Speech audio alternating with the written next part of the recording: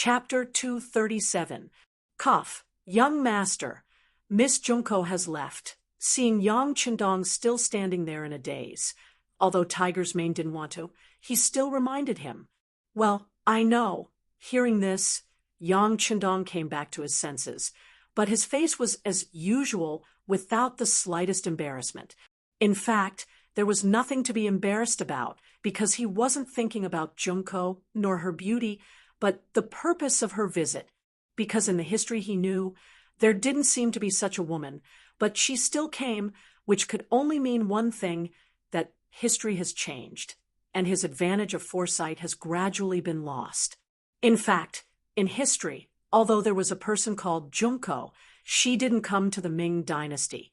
At that time, although the Ming dynasty defeated the Walla, it was a narrow victory, and such a record certainly didn't attract the admiration and respect of others, so Junko didn't come to the Ming dynasty. All of this changed because of the appearance of Yang Chendong, Tiger's Mane, informed the Security Bureau to investigate the Japanese diplomatic mission, if necessary, spend a lot of money to buy one or two people. It was precisely because he knew that the advantage of foresight was gone, that Yang Chendong needed to deal with everything carefully. Young master, don't worry, Tiger's Mane said confidently. In their eyes, a small country like Japan was just a pirate, not worthy of being treated seriously. This was all because he didn't know that the invasion of Japan would happen hundreds of years later, and he didn't know what kind of ambitions the country on this island would have in the future. But Yang Chendong knew, instinctively, he never underestimated this country and its people, so he paid special attention to anything related to them. With the order of the sixth young master, the Security Bureau quickly and effectively operated. Soon, they bribed a cook from the Japanese diplomatic mission with a large sum of money. From the cook, they not only learned about Junko's situation, but also made a rough outline of the political situation in Japan. The information was sent to Yang Chendong's study early the next morning, and after the sixth young master spent a lot of effort to deal with Hu Yen and the other girls, he saw the latest information on the table. Junko's appearance naturally couldn't be hidden from Hu Yen and Xiaoyin, the two girls who stayed in the manor. In fact, Yang Chendong didn't need to hide it from them. It was precisely because of this that Hu Yen and Xiaoyin felt a sense of crisis when they heard that a beautiful girl who was only 15 or 16 years old had appeared outside the Yang family manor and met with the sixth young master. After some discussion, they immediately notified Madame Shui and Madame Xiang, who were still in the capital, who were editing the program. That night, they had a fierce battle with Yang Chendong, but the sixth young master, who was in peak condition, was not afraid of them, and just spent a little more time and effort to deal with them. In the morning, Yang Chendong saw the information on the table, and it gave him a general understanding of the current situation in Japan, and at the same time, he quickly came up with a way to deal with it. Once the non-mainstream crosstalk actor, Guodi Gang, said, "Give me 3,000 urban management, and I can flatten Tokyo." Yang Chendong also had such a dream, but it could only be a dream. Under the premise of world peace, such a dream was destined to be impossible and impossible to achieve. But now it was different. Although it was still the same world, it was hundreds of years earlier, and the world had not even experienced the First World War. Some of the powerful countries in history were still in the early stages of development, and some, such as the United States, had not even appeared yet. With such a good opportunity, Yang Chendong would of course make the first move, and the so-called powerful countries could go to hell. There could only be one order in this world, and that was the Han people were the masters, the Han people were the center, and the Han people's will was the world's will, and the Han people's thoughts were the world's thoughts. Since that was the case, there was no need for Japan to exist, and it was inevitable to understand them in advance. Yang Chendong also thought about this problem when he had nothing to do. Japan was different from some Western countries, and they actually had some relations with the Han people. Some people even said that Japan was a branch of the Han people, and there was a basis for it. Although it was not accepted by the world, one thing was true, and that was, other than the language, the Japanese looked the most similar to the Han people. Should such a country be completely destroyed or assimilated for his own use? If it was the latter, what should he do? Junko's appearance was an opportunity to let Yang Qindong see the opportunity to break the fortress from the inside. Come on, inform Yang-san, let him spread the news, and do it like this. Calling Tiger's mane in front of him, Yang Qindong whispered. In a medium-sized inn in the capital, Junko had just woken up, but looking at her state, it was obvious that she did not sleep well last night. After coming out of the Yang village, Junko did not idle, but did a lot of work and understanding. But the more she did so, the more Yang Qindong's name lingered in her mind. Previously, she only knew that the army that defeated the Walla was led by a loyal duke of the great Ming dynasty. In the future, it was just a matter of relying on the strength of the army and the number of people to win.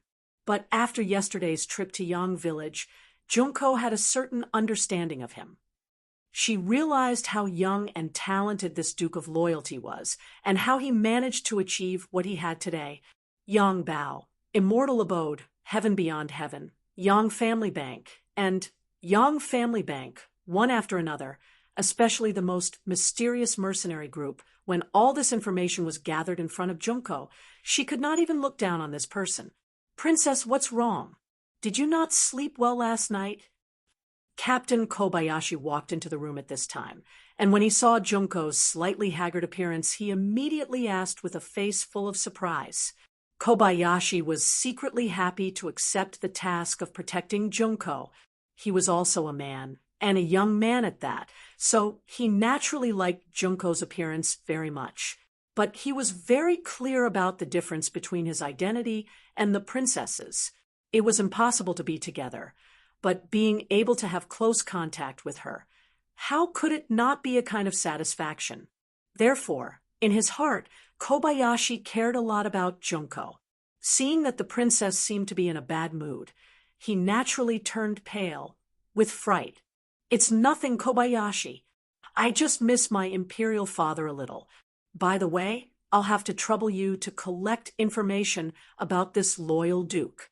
The more the better, and the more detailed the better. Please. Junko forced a charming smile and said to Kobayashi, "Ha-e, please rest assured. Princess, I will do it immediately." Kobayashi saw that the princess was so happy with him and was naturally very happy. He immediately agreed and turned around to carry out the task. But what Kobayashi did not know was that not long after he left, the Japanese diplomatic mission arrived in the vicinity of the inn and began to investigate. This time, the Japanese diplomatic mission sent a lot of people, and many of them were representatives of merchants. They wanted to investigate the great Ming dynasty's market and see if there was any possibility of further trade relations. While deepening the understanding between the two countries, it would also enrich the Japanese economy. After all, a small country like Japan almost had to buy many things from outside. This gave Junko an opportunity. After spending a lot of money to get a place, she disguised herself as a man and hid in the diplomatic mission. Logically speaking, she was not discovered all the way. Now that she had successfully arrived at the great Ming dynasty's capital, the possibility of being discovered was even smaller. But all of this was ruined by the appearance of Yang Qindong. Not long ago, the head of the Japanese diplomatic mission, Aoki Yuki, received an important message from his cook. It was that the daughter of the Emperor, Ohara Junko, had arrived in the great Ming dynasty and was walking around with ominous intentions. When he received this news, Aoki Yuki's face was naturally full of disbelief. He was the confidant of General Ashikaga Yoshimasa, which was why he was able to get such a good job. But if he let the general know that the princess was also in the diplomatic mission and was in contact with the higher-ups of the great Ming dynasty, His life would be in danger. Therefore, regardless of whether the news was true or false, Aoki Yuki had to investigate the matter clearly. If he believed that Princess Junko was really in the great Ming dynasty, then there was no need to say anything. He had to kill her. First, to eliminate future troubles, and second, to create a gap between the great Ming dynasty and the emperor of the great Ming dynasty. If there was a murder case, it would be even more difficult to unite them. The emperor would have to rely on the power of General Ashikaga Yoshimasa. Only in this way could the general's position be unshakable. Aoki Yuki made a decision and immediately called his guard, Iwai Shang, to report the news. At the same time, he also ordered an investigation. If the situation was true, he could deal with it on the spot. After receiving the order, Iwai Shang brought people to the inn. After investigating, they really found out that Junko was in the inn. While Iwai Shang was shocked, he reported the news to the higher-ups and informed the head of the diplomatic mission, Aoki Yuki. After some discussion, they decided to take action while it was dark. They had to kill Junko and the others in the capital of the Great Ming dynasty. Through the cook who was bribed with money and the observation of the Security Bureau's spies, Yang Chendong easily determined the decision and mission of the Japanese diplomatic mission. He immediately laughed. Very good. The young master naturally won't let go of the opportunity. A hero saving a beauty? This young master likes it very much. Immediately after Yang Chendong's side, he also made a careful arrangement. In the evening, Xiao Lin, who had been running around all day, rushed back with a few guards. According to the instructions of Princess Junko, they collected a lot of information about Yang Chendong. Chapter 238. Speaking of which, this truly wasn't that difficult of a task, because any random person from the streets of the capital would be able to tell one some stories about the Dong Shuai. Bringing a lot of information back to the inn, Kobayashi handed it over to Junko.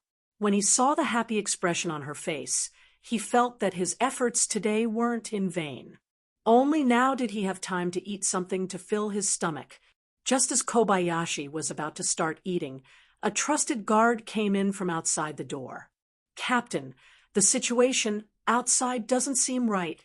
I keep feeling that there is a pair of eyes watching us in the dark." "What?" Throwing away the food in his hand, Kobayashi turned around and looked at the guard who came to report the news with a shocked face. He believed in the ability of his subordinates, and there were some things that he wouldn't say casually. Even if he said it, he should be able to find something. At this moment, he didn't want to eat anymore.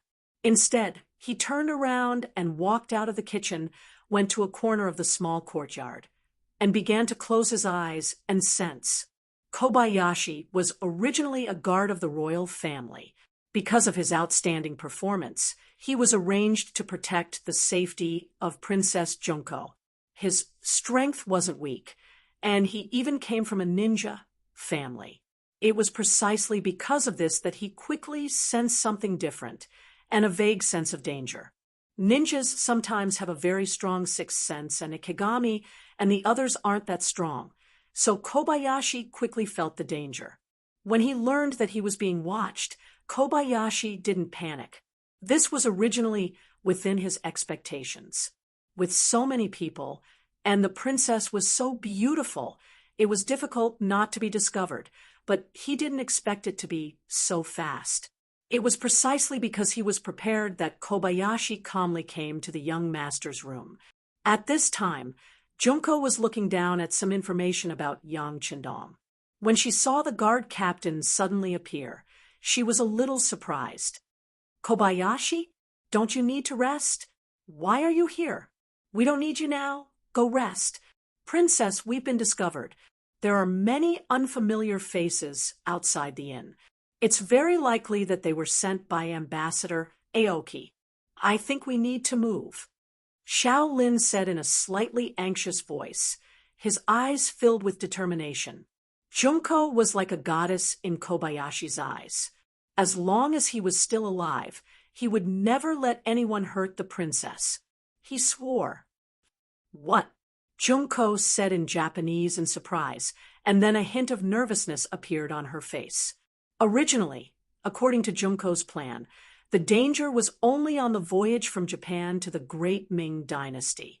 As long as she safely arrived at the Great Ming Dynasty, she could reveal her identity and then propose marriage to the Great Ming Dynasty's emperor. At that time, whether she chose a prince or even the Great Ming Dynasty's emperor, she would not have to worry about her safety. However, because she had no understanding of the situation in the Great Ming Dynasty, she didn't know until she came to the capital.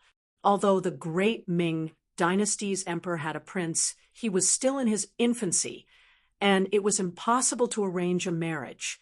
As for the Great Ming Dynasty's emperor Zhu Qiyu, although he was very young, he didn't have any deep foundation. In addition, there were many concubines in the palace. Even if he wanted to arrange a marriage, it would be difficult for him to provide any help to Japan in a short time. Not to mention that the Great Ming Dynasty was now ruled by 2 emperors. She hadn't even solved her own problems. It was even more difficult to get support. The marriage didn't seem to be feasible. So Junko didn't immediately reveal her identity, which also made her safer. Now that the opponent finally came to her door, how could she not panic? Kobayashi, where are we going? After the panic, Junko pretended to be calm and said, after all, she was only a little girl, less than 16 years old. Although she was born noble and very beautiful, when it came to facing a real sword, she was afraid that she didn't have any more experience than others. Kobayashi doesn't know. He shook his head very honestly. Princess, you can choose to reveal your identity and marry the Great Ming Dynasty's emperor as a concubine. Or we can kill our way out of the capital, find a place with a coastline, and find a boat to return home. Although Kobayashi was confident in his own strength, he only had 8 guards with him this time, and the disadvantage in numbers was his shortcoming. He knew very well that Aoki Yuki, as an ambassador, was leading a team of nearly 500 people. Among them, there were more than 300 soldiers who could fight. He didn't have much confidence in ensuring Naoki's safety in a battle of 8 against 300 people. Let me think about it. Junko didn't expect the choice to come so quickly, and she couldn't make a decision for the time being. After all, this was related to her marriage. The man a woman chose was often related to her life's happiness. So she had to think about it. Princess, there's not much time left. Please make a decision as soon as possible. I'll go out and take a look. Kobayashi didn't want Junko to make the first choice. No man would be able to accept the idea of giving away their goddess, but he couldn't guarantee that the princess could leave safely, so he was in a dilemma. He might as well not participate and let the princess make a wise decision. Some decisions weren't so easy to make. While Junko was still in a dilemma, Kobayashi once again entered the room without permission. This time, his face became much more serious. Princess, it's already dark, and they're about to make a move. There are enemies at the front door, back door, and side door of the inn. I'm afraid we'll have to kill our way out. Kill our way out? Will we die? Junko's nature as a young girl finally revealed itself. After all, she was still young, and few people wouldn't be afraid in the face of death. Junko's expectant expression made Kobayashi's heart bleed. He didn't want to disappoint the princess, but he didn't have absolute confidence. He could only avoid the question and say, "Princess, as long as I'm still alive, I won't let anyone hurt you." The hidden meaning was that as long as Kobayashi was still alive, he would desperately protect Junko's safety. But what if he died? After Junko understood the meaning of these words, she nodded with a blank expression. Well, then we'll rush out. If possible, we'll go to the seaside and find a way to return home. Junko finally made a decision, and that was to not marry the great Ming dynasty. Every woman had her own dreams, not to mention a girl like Junko who had been high and mighty since childhood. She might have more pursuits for marriage, but her man was destined to be different from the rest. He was destined to be the strongest in the world. After Junko decided not to marry the great Ming dynasty, Kobayashi's face lit up with joy. For him, even if they couldn't live together, being able to die together was a very happy thing. After unifying the goal, Junko first changed into a set of black clothes that she had prepared beforehand. The loose clothes not only allowed her to hide better in the dark, but also allowed her to conceal her perfect identity. After everything was done, under the protection of Kobayashi, the group of 6 rushed out of the inn's front door. As expected of a guard who had once stayed in the imperial family, Kobayashi didn't choose to blindly attack. Instead, he sent 2 of his team members to rush out of the back door, and another 2 to rush out of the side door, creating an illusion that they were about to break out of the encirclement. Then, he led the remaining 4 guards to protect the princess from the front door. The reason why they chose the front door was because it was on the street. From here, they could see the soldiers of the military office patrolling the area. Although these people might not necessarily help them, they could at least deter the enemy. Under the leadership of Kobayashi, the 6 people rushed out of the inn's front door. What greeted them was a rain of short arrows. He saw Kobayashi holding a ninja sword and constantly waving it in front of him. One after another, the arrows hit the blade, making crackling sounds before falling to the ground. Hurry up and rush out. Seeing that the enemy had even used bows and arrows, Kobayashi knew that the situation was more serious than he had imagined. These people had no scruples at all. They just wanted to kill the princess. A wave of arrows was blocked by Kobayashi and his team. The price they paid was that one of the guards was injured by an arrow and lost the ability to move quickly. However, at this time, Kobayashi didn't have time to check the injuries of his brothers. What he had to do now was to take advantage of the enemy's second wave of attacks to leave this place as soon as possible. The farther, the better. Follow me. Rush out of here. Before he could finish his words, 4 figures suddenly appeared in front of him. They appeared like ghosts, and then 4 ninja sword slashed toward him. 4 ninjas. Facing such opponents, Kobayashi was shocked. At the same time, he stomped his feet on the ground and jumped into the air. He shouted in Japanese, "Protect the princess." Kobayashi couldn't help but be surprised. He originally thought that Ambassador Aoki Yuki only sent samurai. Although they were difficult to deal with, they still had a chance of survival. But now, seeing ninjas who were famous for being good at assassination, he knew that this time he was afraid that things were not looking good for him. Although the strength of the 4 ninjas was not as good as his, after all, there were too many opponents. If it was just to protect himself or even escape, Kobayashi still had some confidence, but his duty was to protect the princess, which was very difficult to accomplish. Kobayashi, who was in the air, quickly flashed through his mind, but at the same time, his empty left hand was not idle. When he reached into his pocket and took out a few ninja darts in his hand. Swish! With a wave of his left hand, the darts were thrown out with great force. They flew straight toward the 4 ninjas who were chasing after him. Kobayashi, whose strength was far higher than ordinary people, successfully pierced the throat of a ninja. One of the 4 opponents was killed. However, Kobayashi was not happy at all because he had noticed that the 3 men who were protecting the princess had been surrounded by a group of black-clothed samurai. The princess, who was surrounded in the middle, was pale. She was like a small boat in the sea, which could capsize at any time. Chapter 239. The situation was so dangerous that Kobayashi, who could have continued to fight in a guerrilla style, gave up his advantage. Instead, he rushed into the crowd on the street and then rushed to the left and right, killing 3 Japanese samurai in a row. Kobayashi's speed was very fast, and his sword moves were also very strange. Coupled with his unpredictable movements, it would take a lot of effort for anyone to kill him. Unfortunately, his mission was to protect Princess Junko. For this purpose, he had no choice but to give up his advantage. He turned around and rushed into the crowd, waving his sword and slashing. The sudden addition of Kobayashi did indeed relieve the pressure of the 3 guards protecting Junko, but as more and more men in black rushed over from the back door and the side door, Kobayashi knew that the 4 men he sent to the east and attack in the west were probably dead, and it should be his turn next. The 3 guards, plus Kobayashi and Junko, were surrounded by 40 to 50 black-clothed men.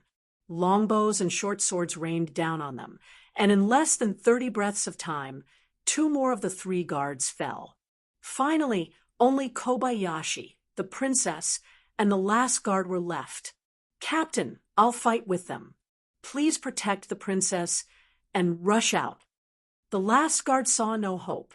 After shouting at Kobayashi, he rushed out. However, when he was still halfway out, his chest had been hit by 3 arrows. Then, with his eyes wide open, his body leaned back and fell heavily to the ground. Ah! Seeing the death of her bodyguard at such a close distance, Junko, who had always been calm, finally screamed out in horror.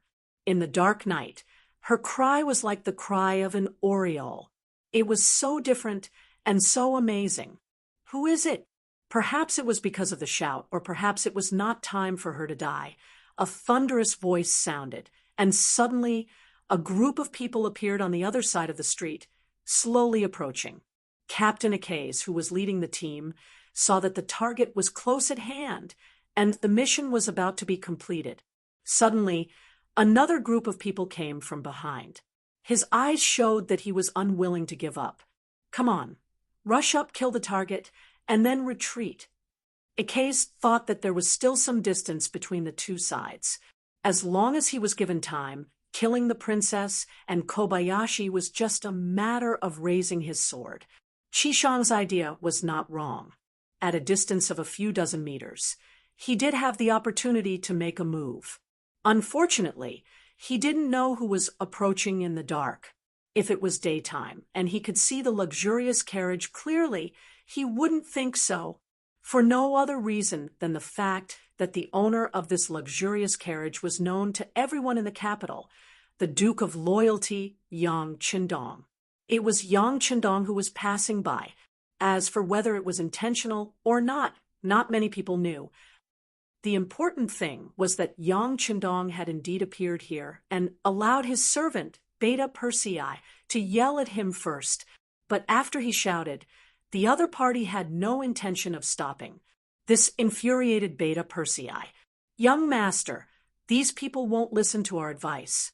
Should we attack? Please give the order." "Attack." Yang Qindong's emotionless voice came from the luxurious carriage. Standing on the street were all Japanese samurai and ninjas.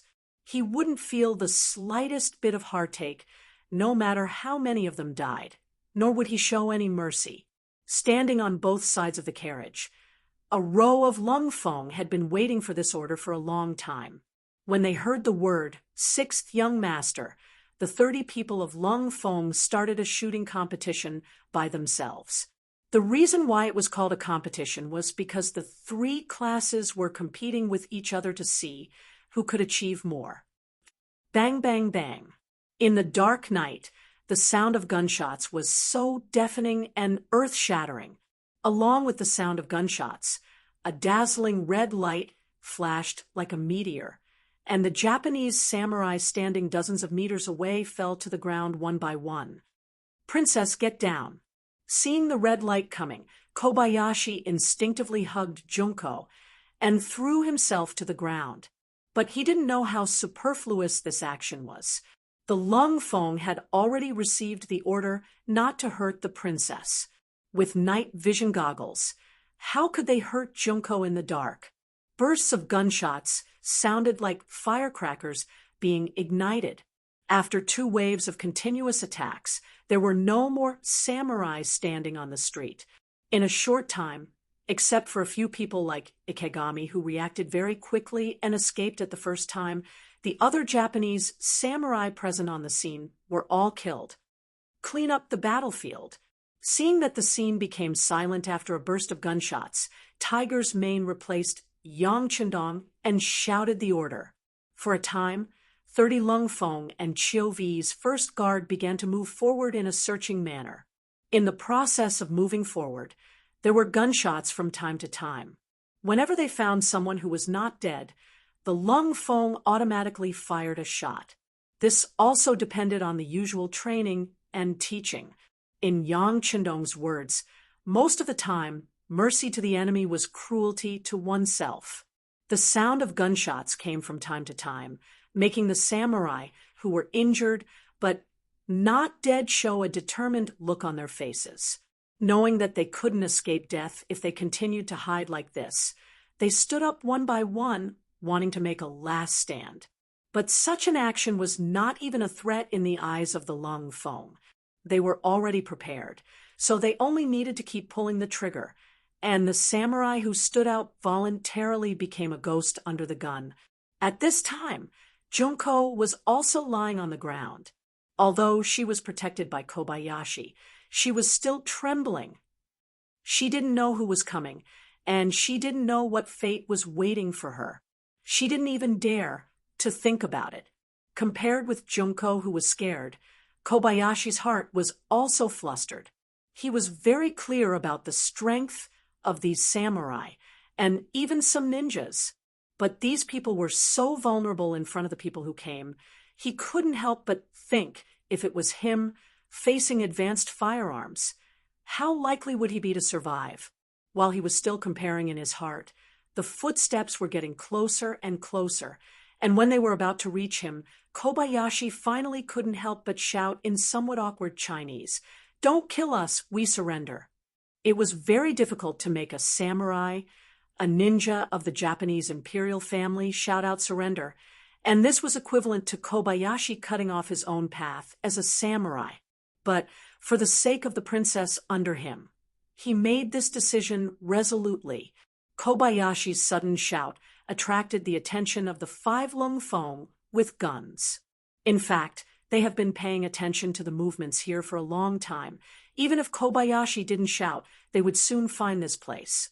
Shouting was just a way to reveal their position in advance.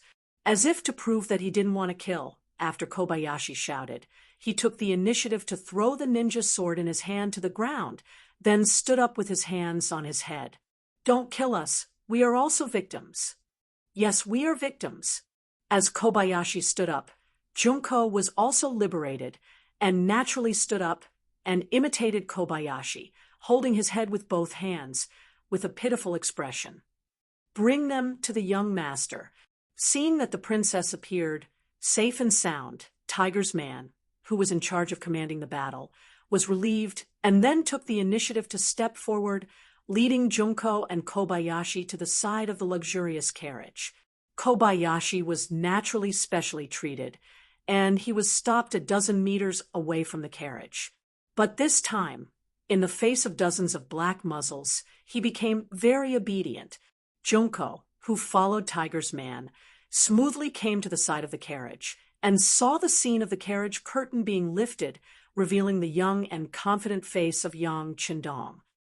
"Oh, it turned out to be Miss Junko. We are really fated."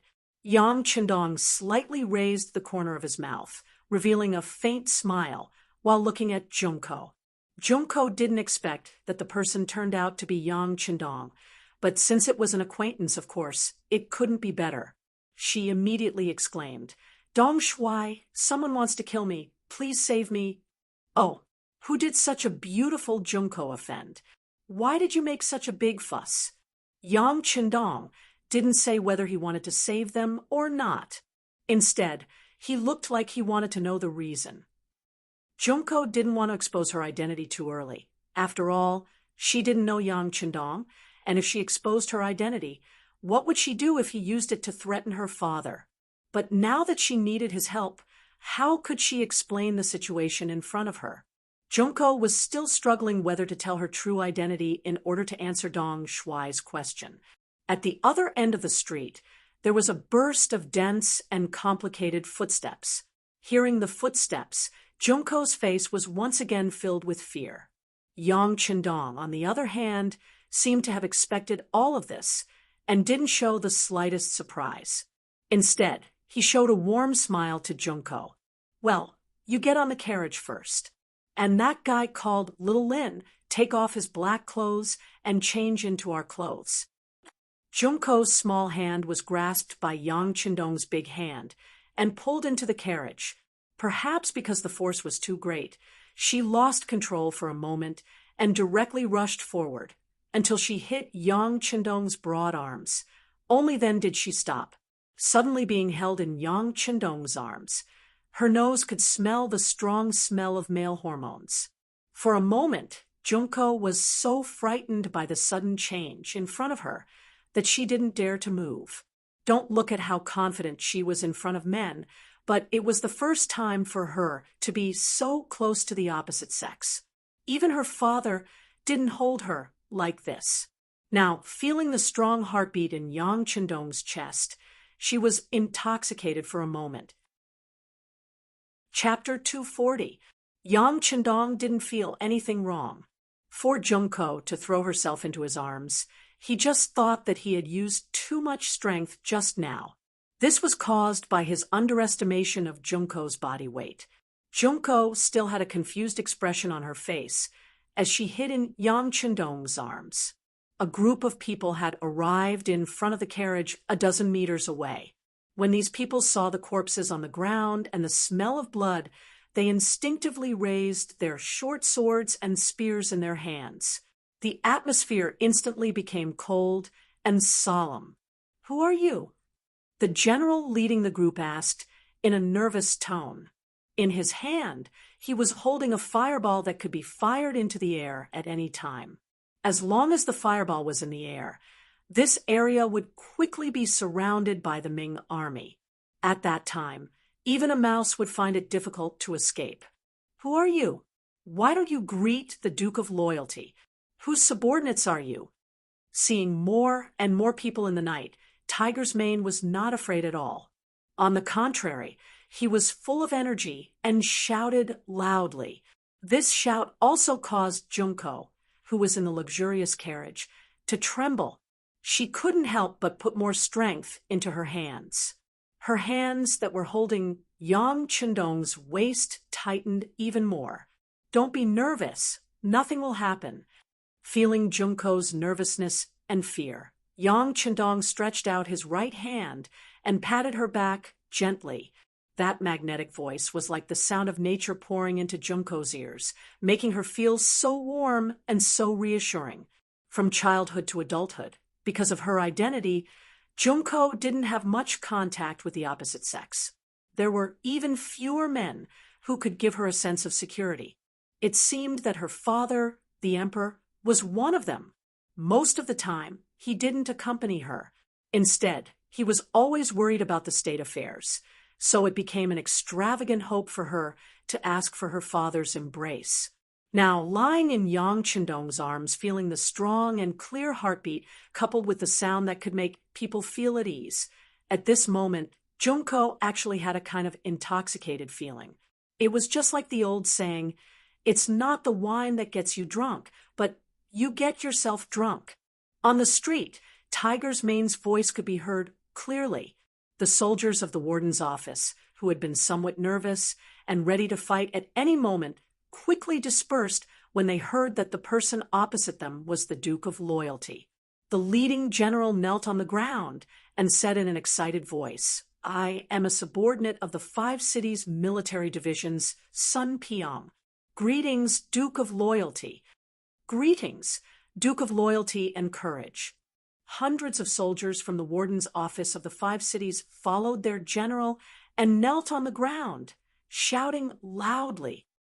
After defeating Walla twice in a row, the Duke of Loyalty had been given the title of War God in the warden's office of the 5 cities. Everyone respected Yojia. now that they knew that the one who came was the war god, who would dare to have the thought of using swords and spears. Although there were many people, just the title of the Duke of Loyalty and Courage was enough to make them all kneel on the ground. This scene was seen by Junko, who had already lifted the curtain of the sedan. This scene immediately stimulated the depths of her heart and made her more interested in Yang Chendong. So it's Sun Piang's subordinates. You are all on the same side. Get up. Yang Chendong, who was sitting in the carriage, said in a clear voice. Then he said, Tiger's Mane, stay here and deal with the matter here. Find out who attacked me and be sure to give an explanation. The rest of you will follow me back to Yang Village. Don't worry, Duke. Tiger's Mane bowed with his fists clasped. When he raised his head, he gave Yang Chendong a look of understanding. Obviously, he had understood the meaning of the young master. That was, he wanted to use this opportunity to make trouble and teach these people who killed Junko a lesson. Farewell, Duke of Loyalty and Courage. Hundreds of soldiers of the warden's office of the 5 cities had just gotten up. When they saw that Yang Chendong was about to leave, they immediately knelt on the ground again and said in unison, under the gaze of the great Ming dynasty's soldiers, Yang Chendong's luxurious carriage drove out of the capital under the protection of the First Guard and Lung Feng. It went straight to the Yang Village, 15 miles south of the city. When the carriage left the capital, the originally dark carriage suddenly lit up. The lantern in the carriage was lit. Junko also left Yang Chendong's arms with a red face. At this time, she finally had a chance to look around. When she saw that the carriage was so spacious that there was no problem for her to lie down here, she couldn't help but widen her eyes in surprise. As a princess, she had seen more than the average person since she was a child. It was not that she had never seen a spacious carriage, but it was the first time that she had seen such a spacious carriage, especially one that moved so steadily without any bumps. Of course, she didn't know that the bottom of the carriage was installed with a shock absorption system. The wheels were not ordinary wooden wheels, but were replaced with tires. It could be said that, for the sake of comfort, many things in the large warehouse were used. This was why it could be so spacious and stable. Of course, there was only one such carriage in the entire Great Ming dynasty. Even the emperor didn't have one. He looked around curiously. After a while, he finally got a general idea of the place. Then he noticed that Yang Chendong was staring at him.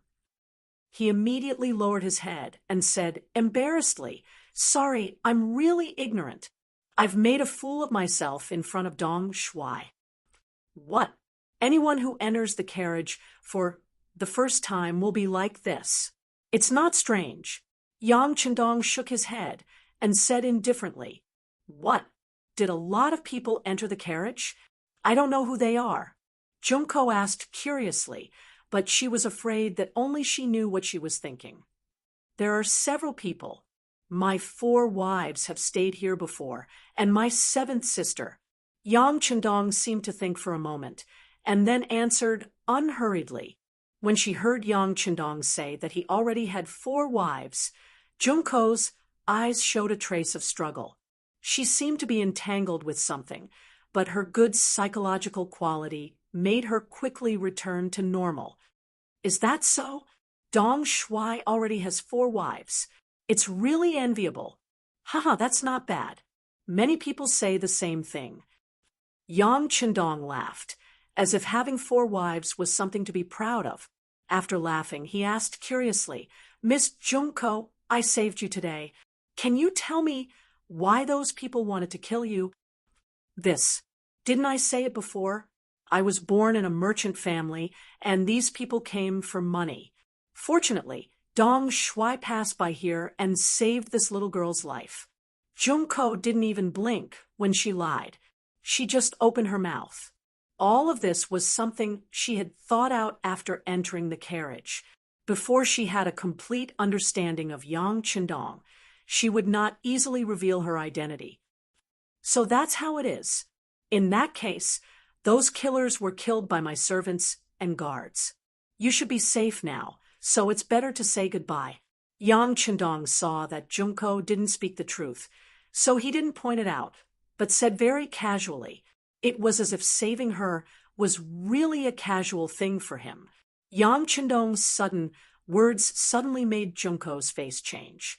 Just a moment ago, she was thinking about how to get out of this carriage and leave Yang Chendong. She didn't believe that a person who could marry 4 wives could ignore her beauty, but before she could say anything, he took the initiative to ask her to leave. She achieved her goal so easily, which made Junko somewhat uncomfortable and gave birth to another idea. This was the wilderness. If she got off the carriage, where would she go? If the killers were following her, they wouldn't be so lucky to meet Yang Chendong. Since it was dangerous to leave here, why not follow Yang Chendong back to the Yang family manor? Although there might be other dangers, it was better than losing one's life. Thinking that Yang Chendong was a loyal duke of the great Ming dynasty, he shouldn't do things that were difficult for her. Junko instantly made a decision. When she looked at the 6th young master, there was a trace of obvious gentleness in her eyes. Dong Shuai, this little girl is alone. You can't really leave me here. It's so dark outside. I will be scared. How can you be alone? Don't you have a guard? You can rest assured that I will leave him to protect you. Yang Chendong pretended to be puzzled and said. Hearing that Yang Chendong misunderstood her meaning, Junko was ashamed and angry at his ignorance, but she still continued to explain. Dong Shuai, Junko didn't mean that. I mean, it's dark outside. I will be scared. It's better to let me rest in the Yang family manor for a night.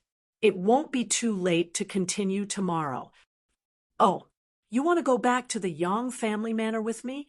It's just that my 2 wives are in the manor. I'm afraid it's not easy to explain.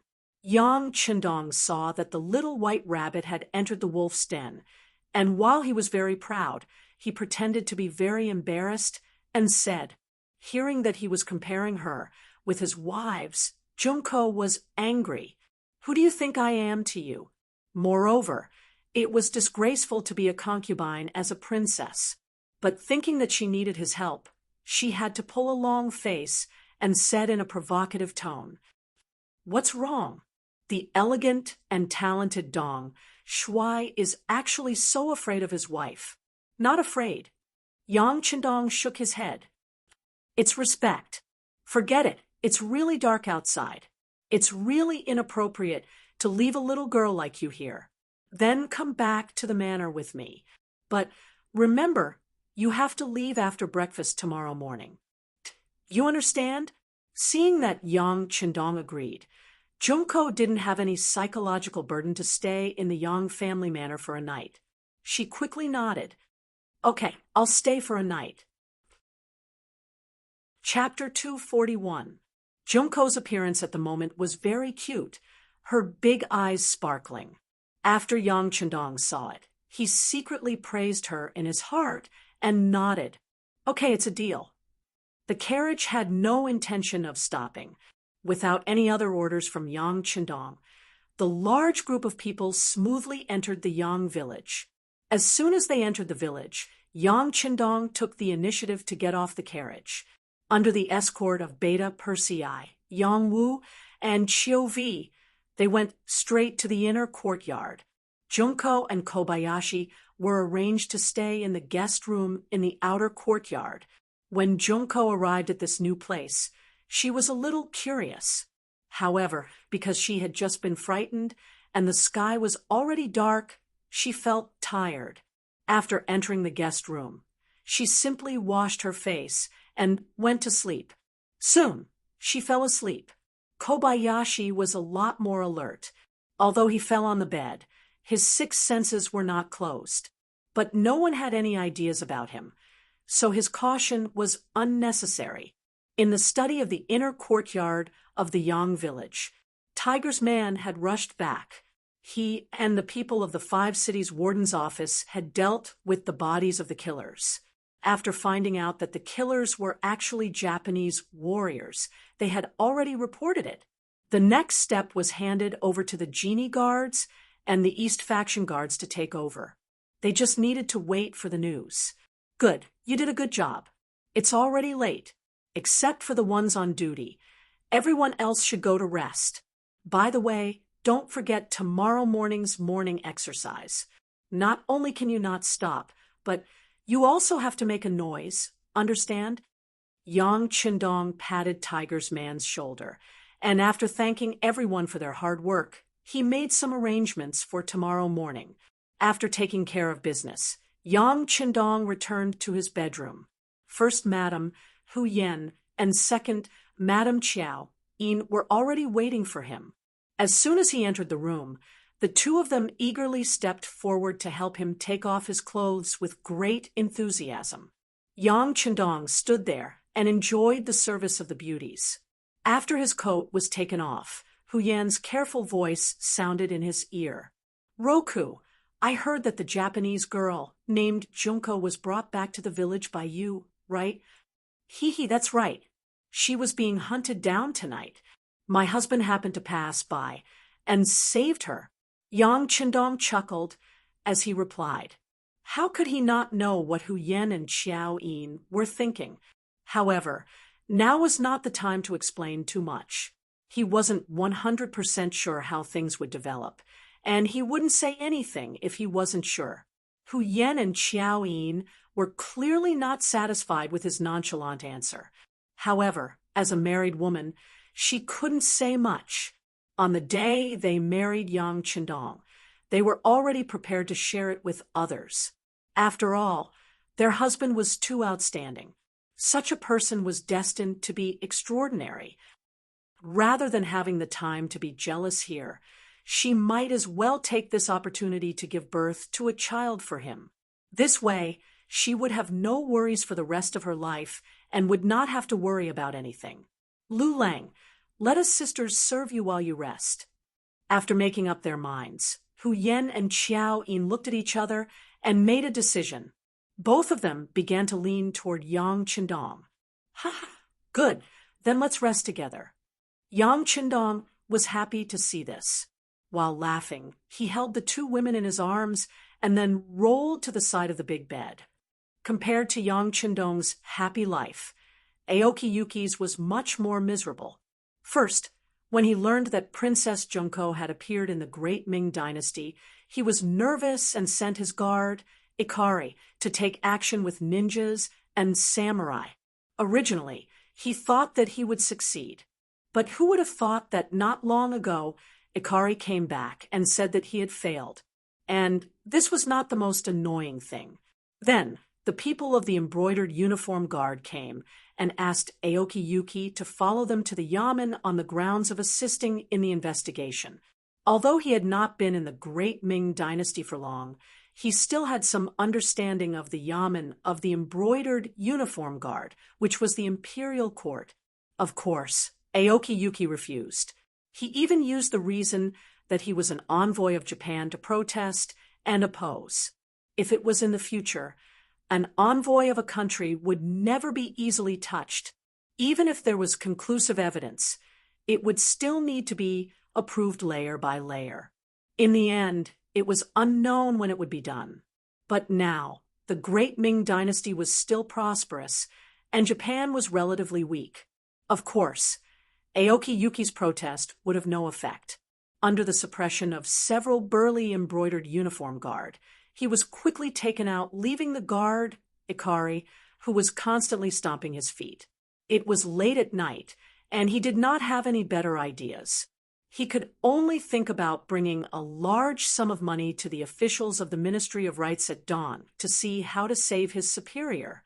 But he did not know that the reason why the embroidered uniform guard acted so quickly was because the matter involved Yang Qindong. The name of the Duke of Loyalty was not only among the common people, but also among the people, the 5 cities warden's office, and even the embroidered uniform guard. Just a while ago, because they offended this person, many eunuchs and eunuchs were threatened with their lives. Now that this matter was related to him, No one dared to take it lightly. At least, they had to take the suspect into custody first. They could not give the Duke of Loyalty a chance to flip out. As for the Ministry of Rights, needless to say, Hu Yan's grandfather was the minister of the Ministry of Rights. If the people there dared to do anything, it would be a strange thing. Of course, Ikari did not know all of this. He was waiting for the arrival of dawn in nervousness and apprehension. After the night, it was dawn. This was a truth that had never changed. When the sun of the new day shone into the room, Junko woke up. But just as she woke up, she saw two maidservants serving her in her line of sight. "Miss, get up. Wash up first." Oh, in an unfamiliar environment, Junko, who had no opinion of her own, said obediently. Then she had the opportunity to enjoy the new toothpaste and toothbrush for the first time. Then it was the appearance of the soap. The fresh fragrance made Junko yearn for it. After washing her face and rinsing her mouth, the divine mirror appeared. The clear mirror reflected the most perfect side of Junko. Then came the new shampoo, the unforgettable perfume spray, and so on. Even the toilet paper was so soft. Junko was completely dumbfounded by all this. Originally, she thought that the life in the palace was luxurious enough. But compared with here, there was still a huge gap. The clothes were very fitting. Among them, there was a shameful bra and other things. Wearing it was comfortable and showed off her figure. It could be said that it was an eye-opener for Junko. She felt that her whole person was completely changed. Along with the arrival of breakfast, the delicious food made Junko eat until she was full. She felt that the amount of food she had eaten in a day was not as much as the amount of food she had eaten today. She changed her clothes and ate until she was full. With a satisfied mood, Junko walked out of the room and came to the courtyard. Then, she saw a scene that she would never forget for the rest of her life. 30 men wearing camouflage uniforms were waving shiny bayonets to practice assassination in the slightly cold morning weather. Their uniform movements made the 30 people's performance seem as if they were one person. Their performance was so uniform that it was as if they were one. But what was even more shocking was that the moment these people rushed out with their bayonets, they didn't make the slightest sound. Because of this, it gave people a terrible feeling. Whether it was practicing formations or weapons, they had to shout. Only in this way could they show their momentum. But these 30 people were doing the opposite. They didn't make the slightest sound during their training. That dull feeling made people couldn't help but give birth to a sense of oppression. It was this feeling that made Junko's chest feel tight and even suffocated. In the distance, the loyal Duke Yang Chendong, who was wearing a vest, was running quickly with more than a dozen people. This scene also made Junko, who was wrapped in a coat, surprised. One must know that the new year was coming, and the weather was cold. Ordinary people couldn't wait to hide their hands and feet in a robe. But how could he wear so little? Not only Yang Chendong, but even the men around him were wearing the same clothes. They all exposed their arms and legs and ran behind Yang Chendong. Among the crowd, Junko also saw her guard captain, Xiao Lin. Xiao Lin was also in the team, and he was also wearing thin clothes. Although he didn't expose his arms and legs like Yang Chendong, he was only wearing underwear. More importantly, he was running at the back of the team. Looking at him, he seemed to be panting to the point of exhaustion. Junko had some understanding of Xiao Lin's physical fitness. He was one of the best among the royal guards, but now he was at the very back of the team. He was 7 or 8 body positions behind Yang Chendong. This was something that no one dared to imagine. But now, everything was really happening. Junko covered her mouth with her hands in horror. At this moment, she was really shocked. At the same time, Xiao Lin was also shocked. As a guard of the Japanese imperial family, and one of the best, Xiao Lin was somewhat conceited. It was difficult for ordinary people to enter his eyes. This proud personality made him walk around the village after waking up in the morning. This behavior was naturally stopped by the patrolling Lung Feng. As a warrior, if there was a disagreement, a fight would break out. In a 1-against-2 battle, Xiao Lin bravely fought the two Lung brothers. In his opinion, it should be easy for him to defeat his opponents, but it took him half a cup of tea's time to defeat the two.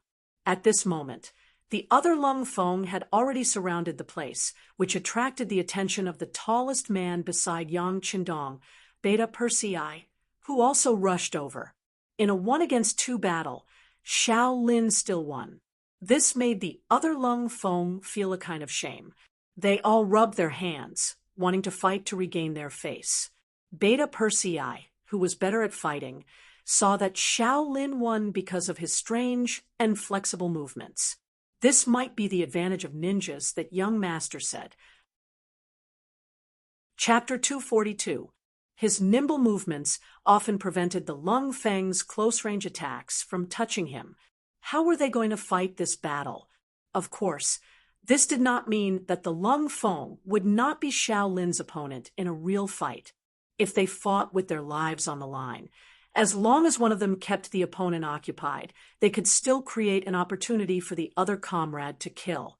Not to mention, when they fought with their lives on the line, would Xiao Lin be able to pass through the rain of bullets and reach Lung Feng?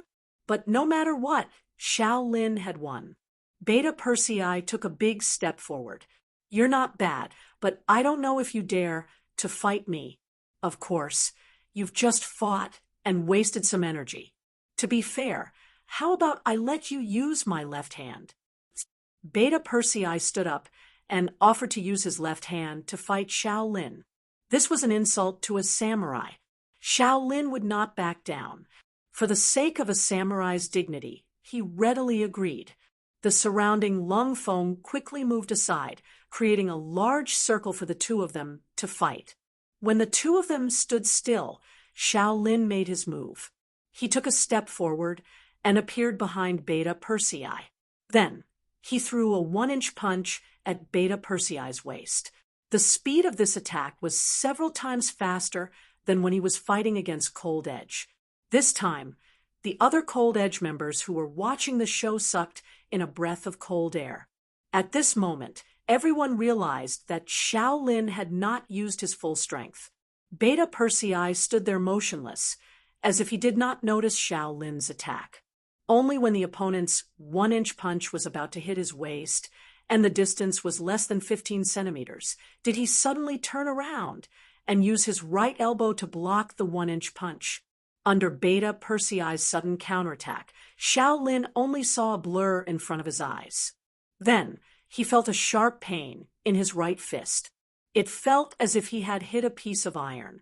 The strong rebound force forced him to take 3 steps back before he could regain his footing. Just as he regained his footing, a heart-piercing kick was aimed at his chest.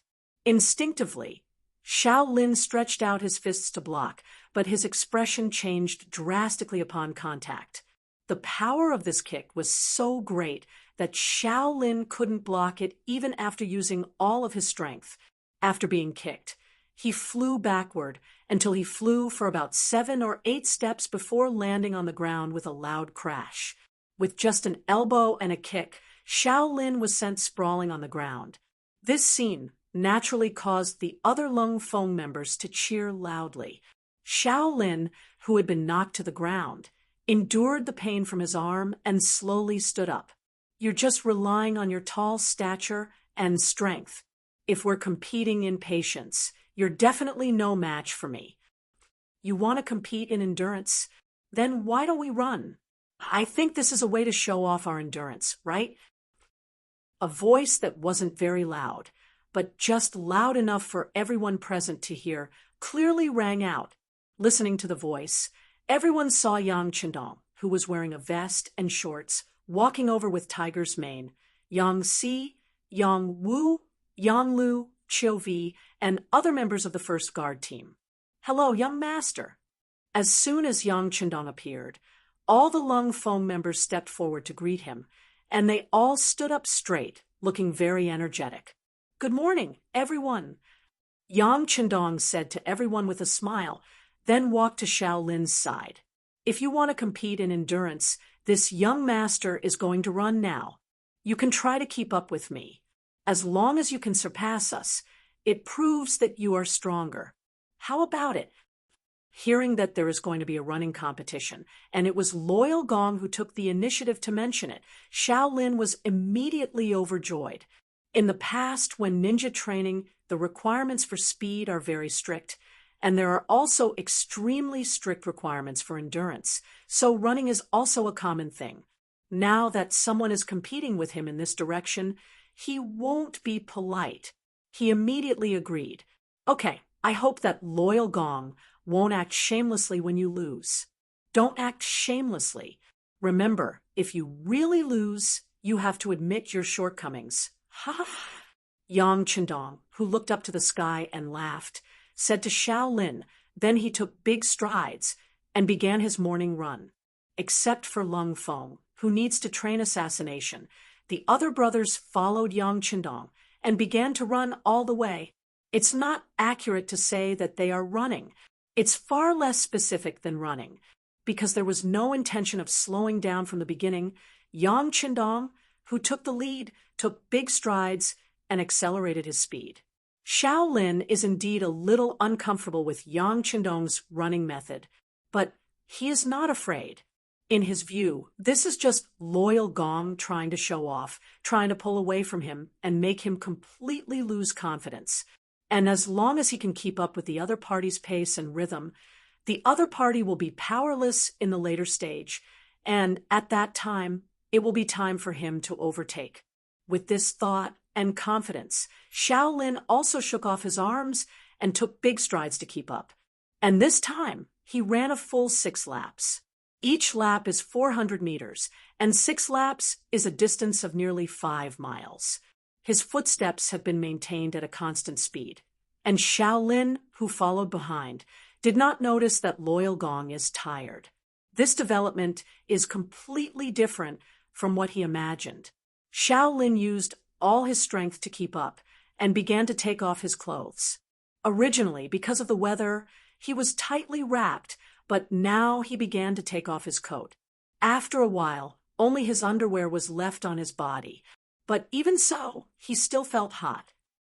The most important thing is that the distance between him and Yang Chendong is getting farther and farther. After another 6 laps, he has already run 5 kilometers. Xiao Lin felt that he has reached his limit, but when he looked at Yang Chendong, his expression still didn't change, and his footsteps were still light. At this moment, if Xiao Lin doesn't know how powerful Yang Chendong is, then all his years of learning martial arts are in vain. At this moment, his heart gave birth to the idea of admitting defeat, and at this time, Junko appeared and saw this scene in front of her. The appearance of the goddess in Xiao Lin's heart seemed to have suddenly poured strength into him. His legs, which were originally as heavy as iron and lead, regained their strength. He began to exert his strength to chase, and he actually overtook the 2 guards. Yang Chendong, who was running in front, felt the change behind him. The corner of his mouth just smiled slightly, and then he also began to accelerate. The moment he exerted his strength, Xiao Lin, who saw a glimmer of hope, was left behind by 7 or 8 meters. The distance between the 2 sides continued to increase, and finally, Xiao Lin couldn't see any hope. At this moment, he knew that he was defeated, completely defeated. When a person's heart has no hope and fighting spirit, sleepiness and fatigue will all surge into the body. Xiao Lin, who felt that his feet were getting heavier and heavier, finally insisted on running half a lap and finally fell to the ground with a plop, unable to stand up. After Xiao Lin fell, a guard quickly came forward and helped him up. Then a big bowl of steaming meat soup was sent to his mouth, and he was poured into his mouth. After a while, Xiao Lin exhaled a mouthful of turbid air and opened his eyes again. He's fine. send him to rest first, and at the same time, give him a nutritious meal. After seeing Xiao Lin open his eyes again, the expression on an experienced guard's face relaxed, and then he gave his suggestion to the other guards. Xiao Lin was carried away, and on the other side, Yang Chendong also finished running 10 kilometers with his brothers. After stopping, they didn't immediately rest. Instead, they did all kinds of exercises such as kicking, bending, boxing, jumping. Junko didn't know whether it was because of an illusion or some other reason, but she kept feeling that Yang Chendong's body was as light as a swallow at this moment. After a stick of incense worth of exercise, Yang Chendong ordered, "Go take a bath first, then we'll have dinner." Immediately, everyone dispersed and went to the bathhouse in the outer courtyard of Yangjia village. When everyone passed by Junko, no one even looked at her, as if she was nothing but air. If it was before, Junko, who was usually ignored by others, would definitely be annoyed and embarrassed. But now, she couldn't get angry at all because at this time, Yang Chendong came to her side. "I'm sorry, your guard is too competitive, so I taught him a little lesson. But don't worry, he will be fine. After this training, he will only become stronger. By the way, I'm also sweaty, so I need to take a bath first. Do you want to join me?" When he said the last sentence, Yang Chendong's eyes had a trace of a naughty smile. Junko, who was teased by his words, immediately blushed and quickly lowered her head. After a long time, she said, "Who wants to take a bath with you?" After saying this, when she looked up, she found that Yang Chendong had already disappeared, only leaving a heavy masculine scent in the air. But for some reason, Junko didn't feel a trace of disgust, and the appearance of Yang Chendong's strong body when he was running just now flashed in her mind. In just one morning, she had seen too many things that she had never seen before, not to mention the countless strange things. Even her guard captain, Kobayashi, was called a weakling by Yang Chendong's words. All of this subverted Junko's previous understanding, making her curious about the Yangjia village. "I'm going to stay here and see what secrets there are." It was as if he had made a big decision and found a reasonable excuse for himself to stay. After stomping her feet, Junko turned and walked into the courtyard. When Junko came here, all the people who had just been training had changed into new clothes and were eating meat and drinking soup. The fragrance was overflowing, making Junko, who had just eaten breakfast, unconsciously felt hungry again. But after all, she was a girl, and she paid great attention to her figure, so this gluttonous person didn't do anything to her. And it was in this crowd that she saw Yang Chendong, who had changed into a green robe. She saw him eating meat and drinking soup with his subordinates. Chapter 243. This was also one of Yang Chendong's habits. Unless there was a major event, he would do his morning exercise as usual and eat with his brothers afterwards. This was an opportunity to improve everyone's relationship. How could he waste it? The dignified duke of the great Ming dynasty actually dined with his servants. How incredible was this in Junko's eyes? At least in her impression, when her father ate, except for major festivals, her mother would sometimes sit with him and accompany him. Generally, he ate alone, which seemed to show his noble status. But when it came to Yang Chendong, everything seemed to have changed. But they seemed to be getting along so well. Could it be that her father's method was wrong? Or was this Yang Chendong originally a different kind of person? Unconsciously, Junko's heart was filled with more and more doubts, which also made her curious about the Yang village. Yang Chendong, who was eating, noticed the changes on Junko's face. Looking at her frowning, gently nodding and shaking her head, he felt that she was so cute. After a while, he stood up and took the initiative to come to Junko's side. "Miss Junko, I have allowed you to stay here for one night. Now it's already dawn, you should go and see your guards. If there is no problem, it's time for you to leave." "Oh, then I'll go and see little Lin Kuan." She didn't know why, but the closer she was to Yang Qindong, the faster her heart beat. She couldn't figure out the reason, so she turned around in a panic and went straight to the place where little Lin was resting. In little Lin's room, after eating a lot of delicious food, his body was gradually recovering. When he heard the door open and saw Junko appear, little Lin struggled to sit up from the bed. "Princess, you are too tired. Don't get up, just lie down." Junko hurriedly came to the bed and sat down on the chair beside little Lin's bed. "Princess, I'm fine. It's just that I ran too fast, so I'm tired. I'll be fine after a rest. By the way, when are we leaving here?" Little Lin was afraid that the goddess would look down on him, so he tried to show off. Junko didn't answer little Lin's question, but asked, "Little Lin Kuan, can you tell me your impression of the Yang village?" Imprint? Xiao Lin seemed to be seriously considering this question for the first time. He pondered for a moment before answering. "Princess, Yang village is very mysterious. The people here are also very strong. Their training methods are also very unique, very powerful."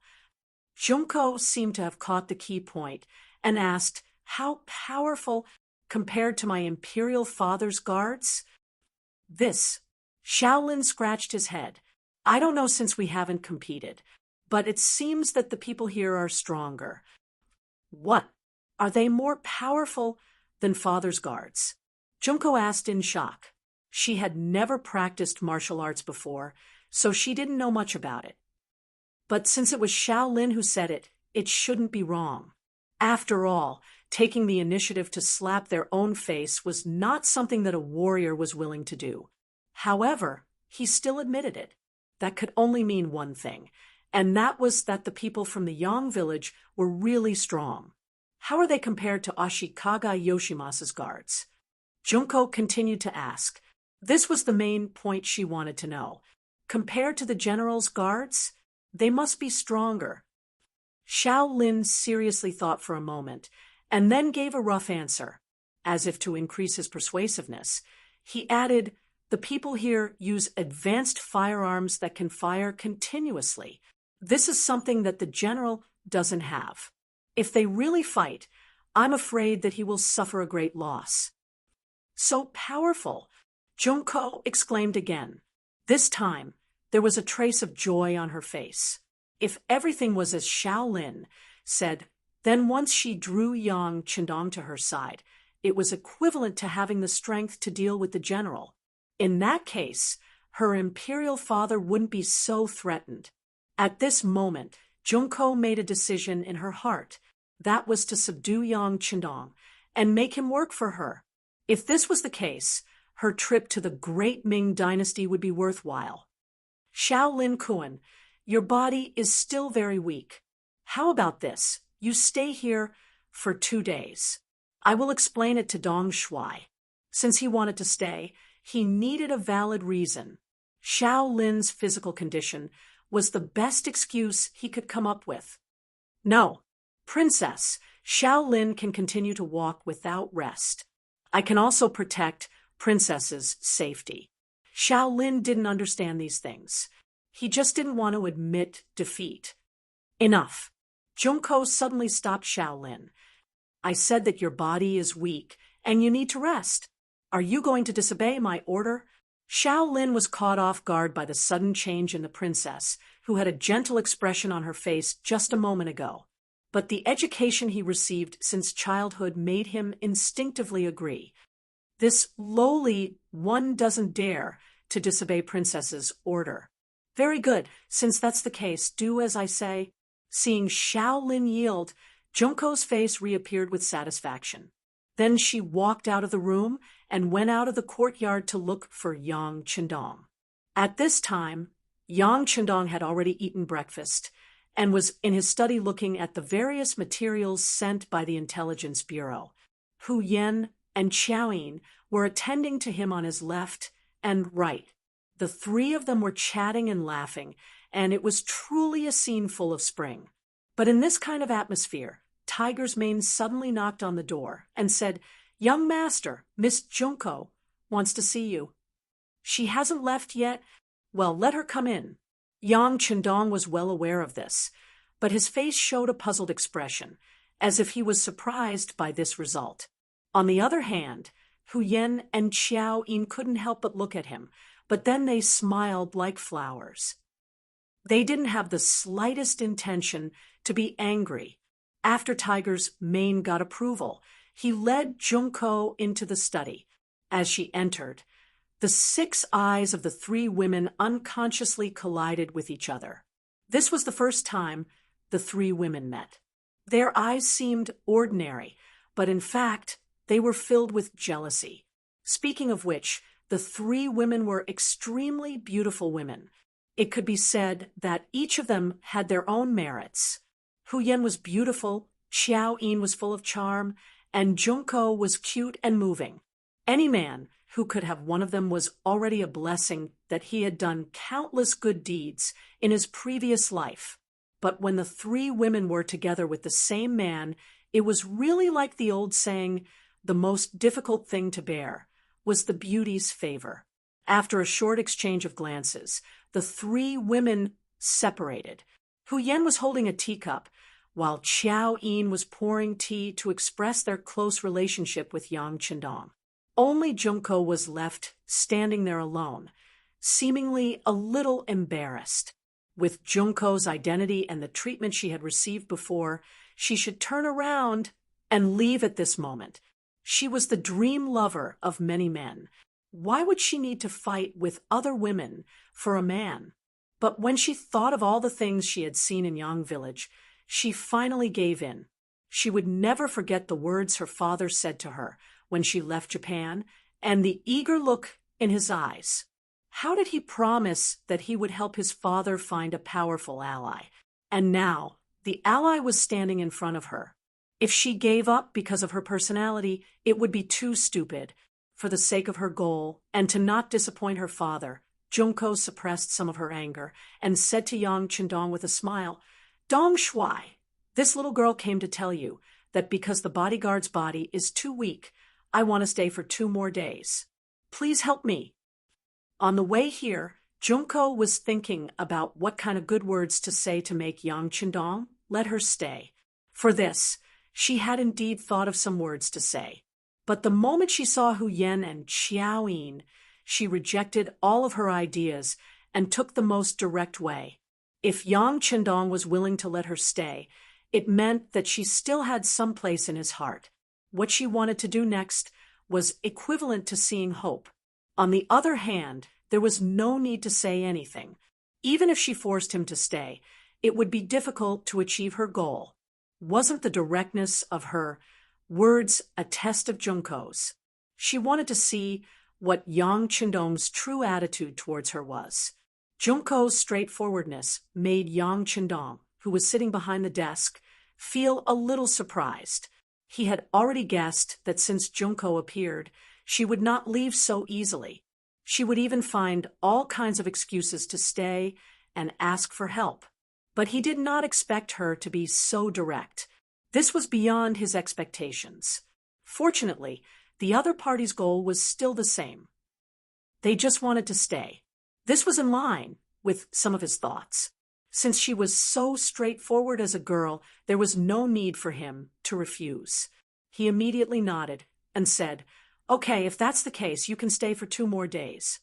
Yang Chendong agreed, so readily. When Junko heard it, her face lit up. She did not say any more words of thanks after achieving her goal. She turned around and walked out of the study, leaving Hu Yen and Xiao Yin behind. They seemed a little unhappy. Yang Chendong naturally did not explain too much about why he let Junko stay, what kind of identity she had, and how she would help him in the future. There were many things that he would not say casually before doing it. Otherwise, if Hu Yen and Xiao Yin heard it, they would think that he had lost his mind. Hee, it's going to be the new year soon. Come, let's discuss what we should prepare for the new year. Yang Chendong laughed and hugged Hu Yen and Xiao Yin, using practical actions to divert the 2 women's attention. This move was really good. Soon, the two women's attention was diverted from the matter of Junko staying. They began to talk about the new year. Chapter 244. It was 1450 A.D. The spring festival bell rang, and the new year arrived. The Yang family manor was more than twice as lively as last year. The four madams gathered around Yang Qindong and smiled happily. The servants, guards, and guards of the Yang family all received recognition from the sixth young master's performance, making them overjoyed. The servants of the manor, immortal abode, heavens beyond, Yang Bao, and the staff of the Yang family bank all received a big red packet, at least 5 taels of silver.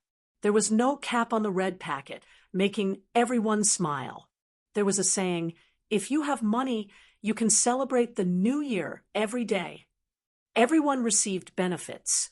Naturally, everyone was amazed by the benefits of the sixth young master, and their hearts became firmer. The first day of the new year passed happily. On the second day of the new year, Yang Qindong sat in a luxurious carriage and began to visit the capital.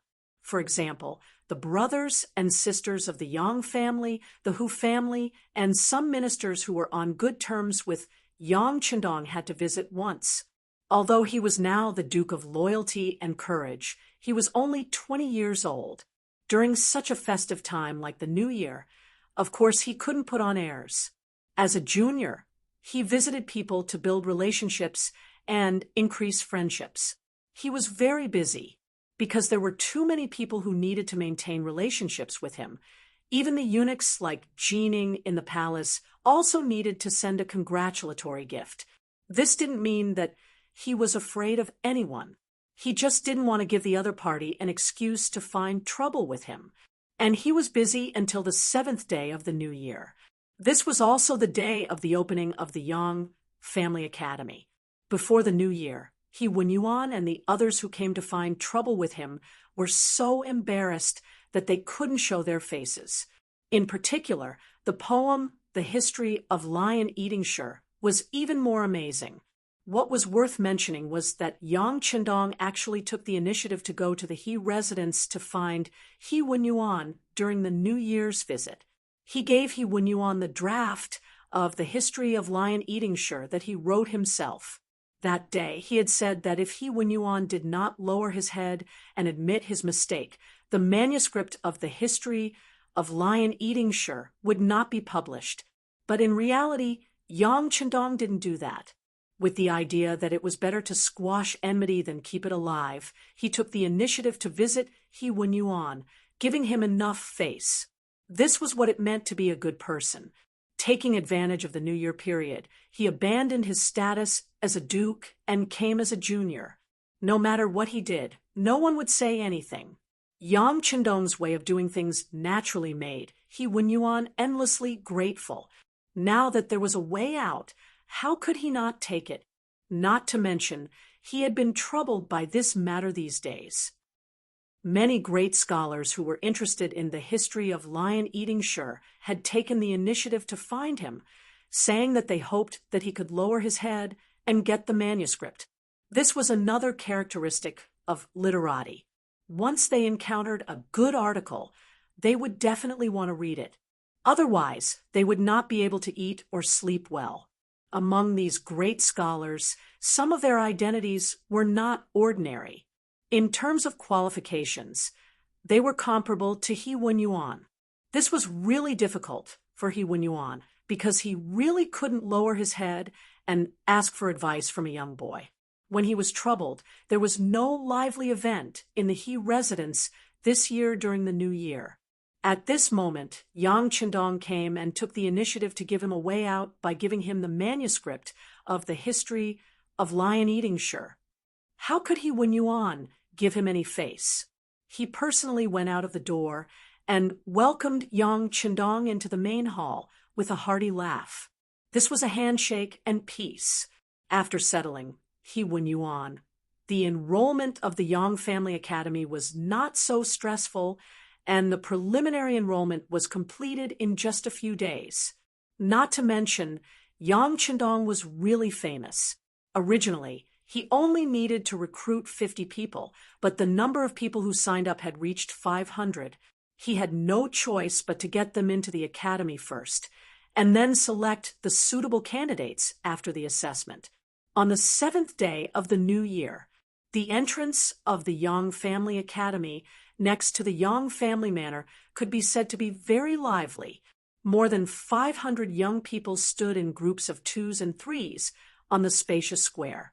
Among them were young master nobles and young masters who wore silk and satin. There were also some poor people who wore cotton clothes and even had patches on their clothes. The snow began to fall on the 4th day of the new year, and it continued to fall sparsely until last night. 3 consecutive days of heavy snow turned the Yang Family Manor into a white ocean. The branches, roads, and roofs were all covered with a thick layer of snow. Groups of people waiting outside the Yang Family Academy could not help but sigh at the omen of a bountiful year. They all said that today would be a good year, with good weather and a good harvest. At 8 in the morning, when the number of people gathered outside the manor had exceeded 2,000, the Yang Family Manor's gate opened from the inside. A group of mercenaries in camouflage walked out. Behind them was Yang Chendong in a green robe. His steps were steady, and his face was filled with a very amiable smile. Under the protection of Tiger's Mane on the left and Beta Persei on the right, he came forward. The appearance of Yang Chendong made the noisy crowd quickly quiet down. He had this kind of magic no matter where he appeared. He would always quickly become the focus of attention. At this point, although the contact time was not long, Junko, who was behind Yang Chendong in the crowd, seemed to be used to it. In about half a cup of tea's time, Yang Chendong and his group arrived at the gate of the Yang Family Academy, which made the atmosphere even quieter. Under the watchful eyes of the crowd, Yang Chendong strode forward and arrived alone at the academy's closed door. Looking at the door with festive couplets pasted on it, Yang Chendong stood still and turned around abruptly, looking at the crowd of outsiders. "Thank you for supporting me so much, and thank you for coming to support me. Later, no matter who it is, whether or not you are selected as a student of the academy, there will be a small gift for you." "Yes, young master," Tiger's Mane, who was called, nodded in agreement, then turned back and raised his palms and clapped 3 times. After 3 claps, 4 strong men came out of the Yang Family Manor's team. They put the boxes in their hands on the ground and opened them. Suddenly, a burst of silver light shone directly into everyone's eyes. 2 boxes, a total of 10,000 taels of silver. This was the small gift Yang Chendong talked about. There were about 2,000 people here, and if it was divided evenly, each person would get 5 taels of silver. For many poor people, this was definitely not a small amount of wealth. 10,000 taels of silver with a wave of his hand immediately caused a burst of astonishment to come out from the crowd. In this regard, Yang Chendong was not surprised at all. He laughed and said, "It's still after the new year. All of this is just a gift from me to everyone.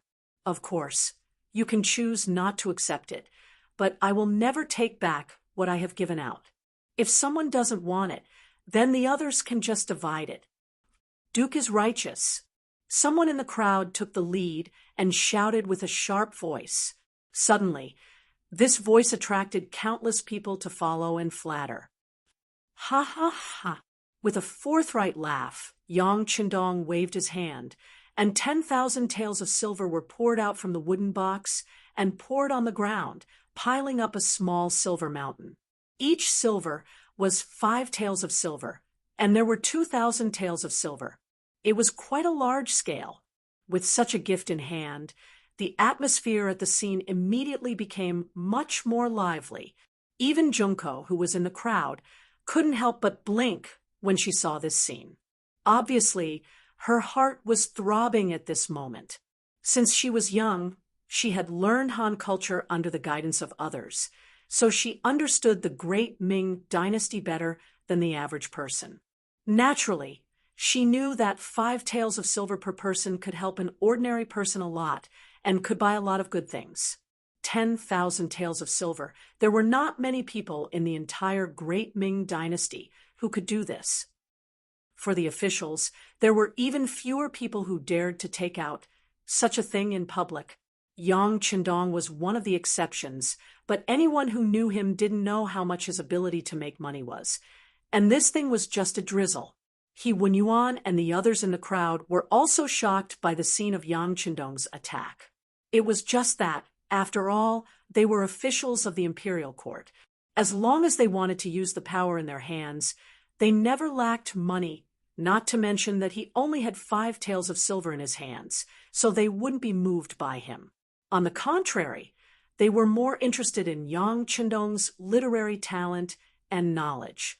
After being shocked by the history of lion-eating Shi, that day they had been thinking about whether there was any good work that could be written by Yang Qindong so that they could learn and experience it. With such a thought, He Wenyuan stepped out of the crowd, wearing a thick and warm cotton robe, slowly raised his hands, cupped his fist, and said, "Duke Shongdan, today is a festive day. I don't know if there is any good work for us to admire and learn from." He Wenyuan asked for a poem. He didn't come to undermine him, but to repay him. Yang Qindong took the initiative to come to give him a New Year's greeting and the manuscript of History of Lion-Eating Shi, so he finally had a way out and didn't have to be forced by other people. Because of this, it was necessary to come this time to support the opening of the academy, and asking for a poem was the most common way for scholars to communicate with each other. Just by using the words admire and learn, he had already raised Yang Qindong's position very high. "I don't dare, I don't dare." Yang Qindong was gratified by He Wenyuan's reciprocation, but his mouth was very polite, and his face was extremely humble. The so-called good poem needs the accumulation of inspiration and knowledge. How can I compare with Sir, he in this aspect? I'm ashamed. Duke Shongdan, why are you so polite? I know that with your talent, it is not a problem to write a poem. Besides, today is a good day for the opening of the Yang Academy.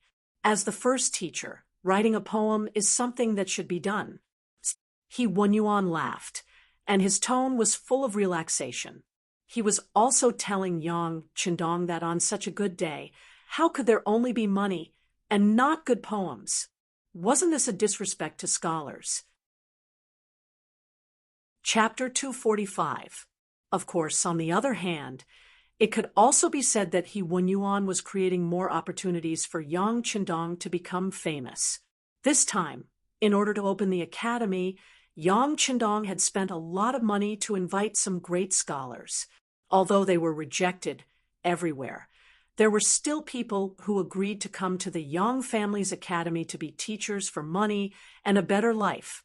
However, there would always be differences between teachers. For example, Yang Qindong himself considered himself to be the chief teacher. Even if he was the chief teacher, how could he not perform at all in such a situation? That's right. Many others chimed in at this moment. Some of them might be looking for a lively scene, while others wanted to see Yang Qindong make a fool of himself. Of course, there were also some who wanted to listen to a good article that could shake the ancients and dazzle the contemporaries to comfort themselves. With so many people chiming in just a short while, the 2,000 people in the crowd spoke out in unison, all of them requesting Yang Qindong, the chief teacher cum dean, to come up with a new poem to boost their prestige. With so many people having such a request, Yang Qindong knew that he had to come up with something. In fact, he really wanted to show off his skills. Because he had refuted He Wenyuan and the others before, he had made a name that he was not to be trifled with. But in fact, among the scholars, there were still many who looked down on him. They always thought that a young boy would not have much real talent and strength. The so-called academy was just a way to gain fame. In response to these discussions, the Security Bureau reported many people, but Yang Qindong did not intend to make a fuss about it. This was not because he was broad-minded, but because he knew that the most difficult thing for a person to change was their attitude and perception. Even if he took action to deal with one or two people, it would not have any effect on the overall situation. Since that was the case, it was better to just let it be and let time and facts make the final decision. However, in the process, Yang Chendong would continue to work hard to change the mentality of the people of the great Ming dynasty, the way they looked at things, and the way they did things. The premise to accomplish all this was to ensure that he himself was the strongest. Good poetry was also a kind of weapon. It was a sharp weapon that was specifically targeted at scholars. It made them feel ashamed of their inferiority and slowly gain their recognition. Now that the Yang Chendong Academy was about to open for business, he Wenyuan and the others had the same idea. Yang Chendong decided to satisfy them. In his mind, he began to flip through the famous poems that he had read in his previous life.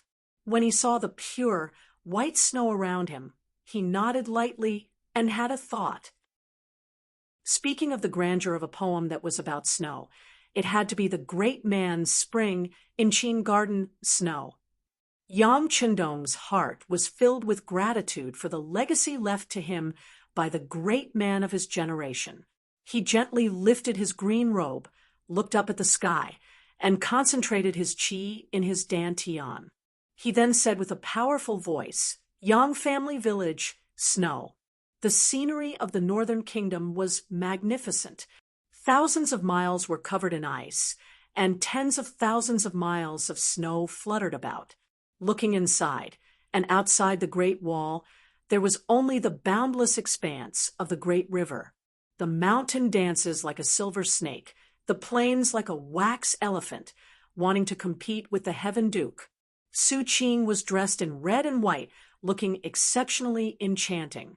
There were so many beauties in the country, attracting countless heroes to bow down to them.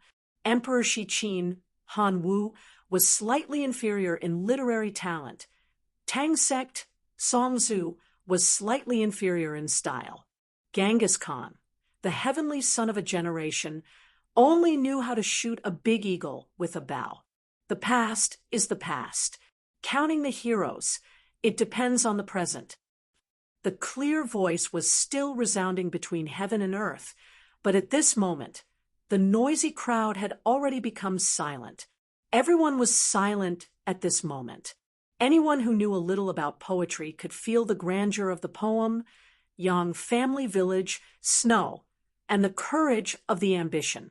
Even those who didn't know about poetry were shocked by the powerful momentum of Yang Chendong's recitation. They didn't dare to make a sound. Junko was also in the crowd. With her understanding of Chinese, she could naturally understand the poem, Yang family village, snow. Because she understood it, she was very surprised. She couldn't imagine that such a sentimental and majestic poem would come from the mouth of Yang Chendong, who was only 20 years old. In the front row of the crowd, He Wenyuan and other great scholars' representatives were trembling with excitement at this moment. They knew more about poetry than others. Because of this, they could understand the role and meaning of this poem in the first place. If the previous history of the lion-eating the Shi family was a work of trickery and was created with enough understanding of Chinese characters, then Yang family village, Snow, showed a kind of broad feeling and a kind of lofty ambition. The past is the past. Counting the heroes, it depends on the three words, the past is the past, in the present. The words were full of endless meaning, and it was a wonderful finishing touch. The history of the feudal society in China was briefly mentioned, and it turned to the present era of the poet, pointing out the theme of counting the heroes. It depends on the present era. The present era was a new era, and the new era needed new heroes to lead it. The heroes of the present era lived up to the mission of history and surpassed the heroes in history. They had more outstanding talents and would create unprecedented great achievements. This was the poet's firm self-confidence and great ambition. This conclusion which shocked the ages, made a declaration that surpassed history and expressed the ambition to change the world. At that moment, he thought for thousands of years. At that moment, he saw the future. At that moment, he was full of lofty sentiments. At that moment, he looked down on the past and present. The entire poem reflected a kind of broad-mindedness and arrogance. Every sentence carried an extremely deep meaning. Once one carefully pondered over it, every word was like a jewel, and every sentence was full of fine sentences. At this moment, Hunyuan was completely convinced. The poem, Yang Family Village, Snow, had completely conquered him. Convinced, he was the first to applaud. Good. Good poem. Good poem. Good mood. Good mind. Loyal and courageous. Your talent is admirable. He even said the word admirable. It could be seen that at this time, Hunyuan was really impressed by Yang Chendong's talent. With him as an example, the other literati also nodded their heads and congratulated Yang Chendong with their fists clasped in front of him. With the literati taking the lead, the others naturally followed to congratulate. Yang Chendong smiled and cupped his fists to everyone. He knew that the 2 consecutive styles were very successful. Next, he would see the real academy. He turned around and suddenly stretched out his hands. His fists turned into palms and pushed the door of the Yang Family Academy behind him. With this sudden force, the originally heavy door opened from the outside. With a creaking sound, the 2 iron blocks on the left and right of the Yang Family Academy's door appeared in front of everyone. It was not correct to say that it was 2 iron blocks. Although it was iron, it had a round iron body and a long iron handle. It was like a machine in front of everyone. At this moment, behind Yang Chendong, Hunyuan and the others also walked over. They also noticed the 2 big iron blocks with a cement base. Out of curiosity, everyone stopped and looked at the rare thing in front of them. They were speechless for a while. Yang Chendong had brought too many rare things to everyone. At this point, they were no longer as shocked as they were at the beginning. Therefore, at this moment, everyone's eyes fell on the Duke of Loyalty, wanting to see how he would explain this thing. Someone, bring me the basin. Yang Chendong, who was chuckling, strode forward and came to the side of the iron block. He reached out and grabbed the iron handle. Then, his arms slowly pressed down. Fall, rise, fall. The rhythm was even and slow. When Tiger's mane took out a basin and placed it on one end of the iron block, clean water came out from it and fell into the basin like the Milky Way. Ah, it's working. The people closest to it saw it the most clearly. When they saw the water flowing out, they couldn't help but take a step back and then let out a scream. There was no need to shout. Everyone noticed that there was a lot of clear water flowing out. For a moment, everyone was surprised. They were obviously very curious about the iron thing that could work after a few moves. Some of the people in the crowd who had done farm work even widened their eyes. They suddenly thought that if they had this kind of thing in the land they planted, wouldn't they not be afraid of drought? Yes, this is a water pressure well, a tool to draw water from the ground. The water pressure well is a tool to draw underground water to the ground. It is made of cast iron, and the bottom is a cement-like block. The head of the well is the water outlet. The back of the well is thick and thin. The tail is a pressure handle connected to the heart of the well. It is about 20 to 30 centimeters long. It is often used, making it brighter. The heart of the well is a water guide skin. It is the force of this water guide skin and the heart of the well that draws the underground water up. The principle is not complicated. It's just that because of the backwardness of science and technology, no one has studied physics. Everyone wants to learn from the sage and Confucius. Naturally, they have no time to care about other things. This is the water pressure well. It can draw underground water up to a few meters deep or even a dozen meters deep to the ground through this method. With such a thing, people don't need to go to the river or the well to draw water in the future. They only need to install such a thing in the small courtyard to solve the problem of drinking water. When this thing is placed in the field, the problem of drought will be solved. Looking at the eyes focused on him, Yang Qindong's words were powerful and resonating, shaking the eardrums of everyone present. Ah, is it really so magical? Quick, who is going to try the other one and see if it can really draw water? He Wenyuan was also shocked by Yang Qindong's introduction. He remembered that there was a well in his courtyard. Usually, water was taken from there. However, there would often be dirty things falling on it. For the sake of cleanliness, it naturally needed someone to take care of it. However, there was no guarantee that the water was clean. But now, there was such a thing that could make water appear on the spot. It was really convenient and much more hygienic. When He Wenyuan shouted, someone had already walked over. He reached out and pressed the iron handle of the water pressure well. After more than 10 times, water began to flow out of the iron mouth. Some people couldn't help but curiously go forward to have a taste. They immediately shouted excitedly, "So cool, so sweet." Chapter 246. Quick, let's go and have a taste. Hearing this, the crowd immediately became restless. Then, one by one, they crowded forward, wanting to try this new thing. Even Yang Qindong was pushed to the side because there were too many people rushing up. The attraction of the 2 pressurized water wells was beyond Yang Qindong's expectations. After all, water was an indispensable part of the human body, so it was easier to arouse people's concern. After a full hour, the crowd's interest in the pressurized water wells was not as great. In the courtyard of the Yang Family Academy, 10 tables had already been set up. Because there were too many people, this was for the preliminary examination. The 500 people would be reduced to at least 4/5, which meant that only 100 people would be left. Even if it was 100 people, perhaps only half of them would be left. The 1-to-5 ratio in the preliminary examination made many people eager to try thinking about how to enter the academy.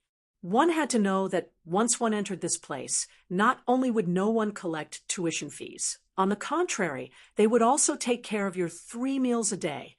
For some poor people, they could learn knowledge without spending any money. It was a good thing that they could not ask for. The so-called preliminary examination was actually just filling in a form. For those who were illiterate, there would be someone who would explain it to them. In the end, they just had to act according to what they thought. The whole process of filling in the form was not complicated. In just 2 hours, the work of more than 500 people was completed. Next was the tour of the Yang Family Academy. The spacious and bright classroom, the new tables and chairs, as well as the erasable blackboard and chalk, once again became the focus of everyone's eyes. The tour lasted all the way until noon. Only then did people leave in 2s and 3s. Yang Qindong had already said that the results would be announced in 2 days. Who could enter the Yang Family Academy to study would be announced at that time. More than 2,000 people left with a satisfied expression. For many people, there was no need for this trip today.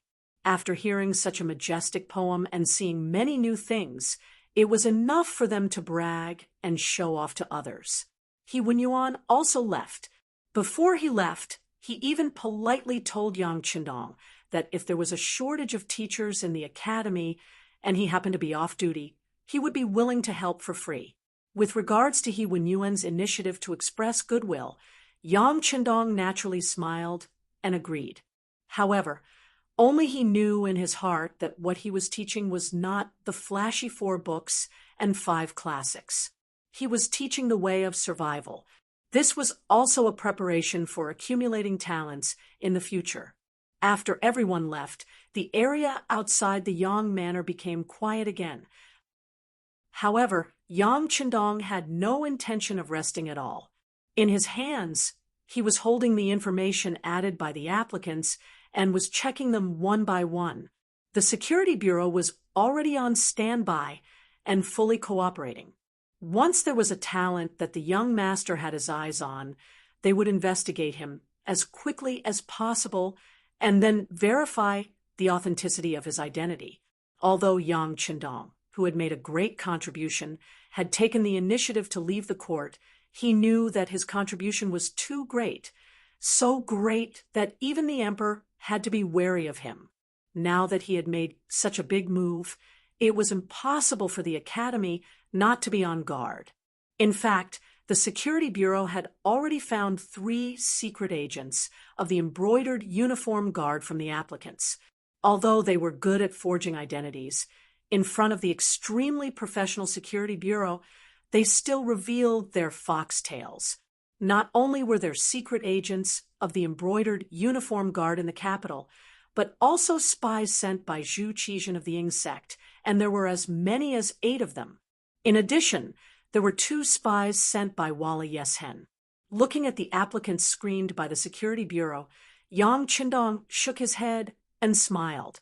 They really think highly of me. It seems that the young master can't keep a low profile, even if he wants to.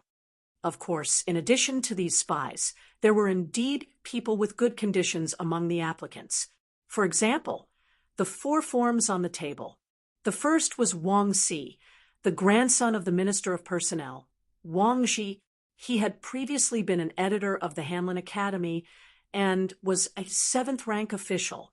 He was also one of Yang Chendong's friends from a long time ago. Later, when Zhu Qiyu had taken over, Jining had once sent people to blackmail Wang Ji. Because she had received very little, she was dissatisfied and removed Wang Si from his position. Although he was later reinstated, this young master no longer cared about official matters and became a frequent guest of the immortal abode. This person had also applied for the Yang Clan Academy. When he saw his name on the table, Yang Chendong pulled him out. After some deep thought, he decided to take him as a student. Yang Chendong had his own considerations for this. His attitude toward the great Ming dynasty was to boil the frog in warm water. In order to achieve this, the prerequisite was that there was enough warm water. He viewed Wang Si as a part of the warm water, and he would be able to influence the young master and young lords. It was even possible that Wang Ji's attitude toward the great Ming dynasty would change. Yang Chendong had been very close to Wang Si for a period of time, so he had a certain understanding of this person. He was very smart and did not have the bad habits of a hedonistic young master. In addition, he was not very old. As long as he was willing to learn, he would be able to achieve great things. The second person he chose was called Feng Ku, a dispirited scholar. When he was young, because he was smart, he had become an elementary scholar early on, allowing him to see the hope of changing his family. He had immersed himself in books, unable to extricate himself. However, people like this often did not excel in anything other than studying. Feng Ku was an example of this. His learning speed was indeed very fast, but he was lacking in contact with others, so he did not have many connections with other scholars. When he was taking the high scholar examination, he was tricked by another elementary scholar. He had stuffed an unimportant note into the bottom of his shoe and brought it into the examination room. Originally, this was just a joke to tease him. However, he did not expect the result to be so dramatic. Feng Ku became an elementary scholar, but the elementary scholar who put the note failed. Out of revenge and jealousy, this person reported this matter to the imperial court. However, because things had changed, there was no way to investigate. However, because of this matter, Feng Ku was not given a position by the imperial court. He only received the status of a high scholar. In addition, his parents had passed away early, and he was not good at business. In the end, the fields in his family were sold to buy books. Now, even eating became a problem. This kind of bookworm, no matter where he went, he wouldn't be liked by anyone. However, Yang Qindong knew that this kind of person was more suitable for professional work. For example, the scientists in the future. It was because they had no desires and only had knowledge and science in their eyes that they were able to create many inventions. Accepting this person was to train Feng Ku as a seedling to be a scientist. The third person was called Chang Qian Hao. He was from Jiangnan and was the son of the Chang family. Chang Qian Hao's family background was very good, and his family background wasn't bad either. His appearance was distinguished and elegant, and the way he conducted himself was very smooth and sly. More importantly, this person had a good hand in calculating accounts, so much so that he was called the divine mathematician. He was chosen by Yang Qindong because he was good at arithmetic. As his business grew bigger, there was a lack of talents in this area. He was going to train this person as a future finance official. Although the Chang family was rich, Yang Qindong did not care about them. He believed that when he gave enough benefits, Chang Qianhao would know how to choose. Not to mention, he was confident that in the process of teaching him, he would completely convince this person. The last person's identity was a bit special. Not only was she a woman, she was also an armed escort. The profession of an armed escort was still very dangerous. After all, there were not so many cameras in ancient times. It was not like where the money trucks were attacked. Usually, there would be a lot of clues. It was because of the lack of information that robberies happen again and again. It also made this profession very risky. Men were not willing to take such a big risk, let alone a woman. However, this woman could choose this profession, which showed how powerful she was. Tai Qingyi, 23 years old, was called Iron Face and Benevolent Heart. Iron Face referred to the woman's serious face. Benevolent Heart referred to her bodhisattva's heart. According to the investigation of the Security Bureau, most of the money this woman earned was given to the poor people. This time, the reason why she wanted to come to the Yang Academy to study was that she lost her hand in the process of delivering an escort. As an armed escort, some people could work for a lifetime, but some people could only do it once. It all depended on her to ensure that the escorts were not lost. Unfortunately, although Tai Qingyi was good at fighting, the number of robbers she encountered was 3 times more than her. She was outnumbered and finally lost her escort, which made her lose her livelihood. She came to the Yang Academy to find a chance to survive and learn more skills. Of course, this had a lot to do with Yang Qindong's reputation outside. Otherwise, it would be difficult for an ordinary scholar to catch the attention of this extraordinary woman. Oh, right. When we were delivering the money in the morning, this woman was the one who shouted for the Duke to be righteous. Ha ha ha. Yang Qindong suddenly thought of something and said. Then he laughed heartily and stored this woman's information. Over the next 2 days, the 100 selected students were divided into groups. Some of them still needed to be observed, but some of them had been predetermined due to their various skills and specialties. It was just that they were unaware of it. Currently, the people outside were still waiting for the results in 2 days. The Wang residence in the capital. As the Minister of Personnel for many years, Wang Zhi's influence was not only shown by his position, but also his hidden influence that people did not dare to underestimate. There was a saying in the Ministry of Personnel that the officials were a level higher than the officials and the recommendation authority was in their hands. This caused some people to think of ways to curry favor with this master. As time passed, the saying that Wang Zhi's disciples were all over the world was no longer an adjective, but a fact. Chapter 247.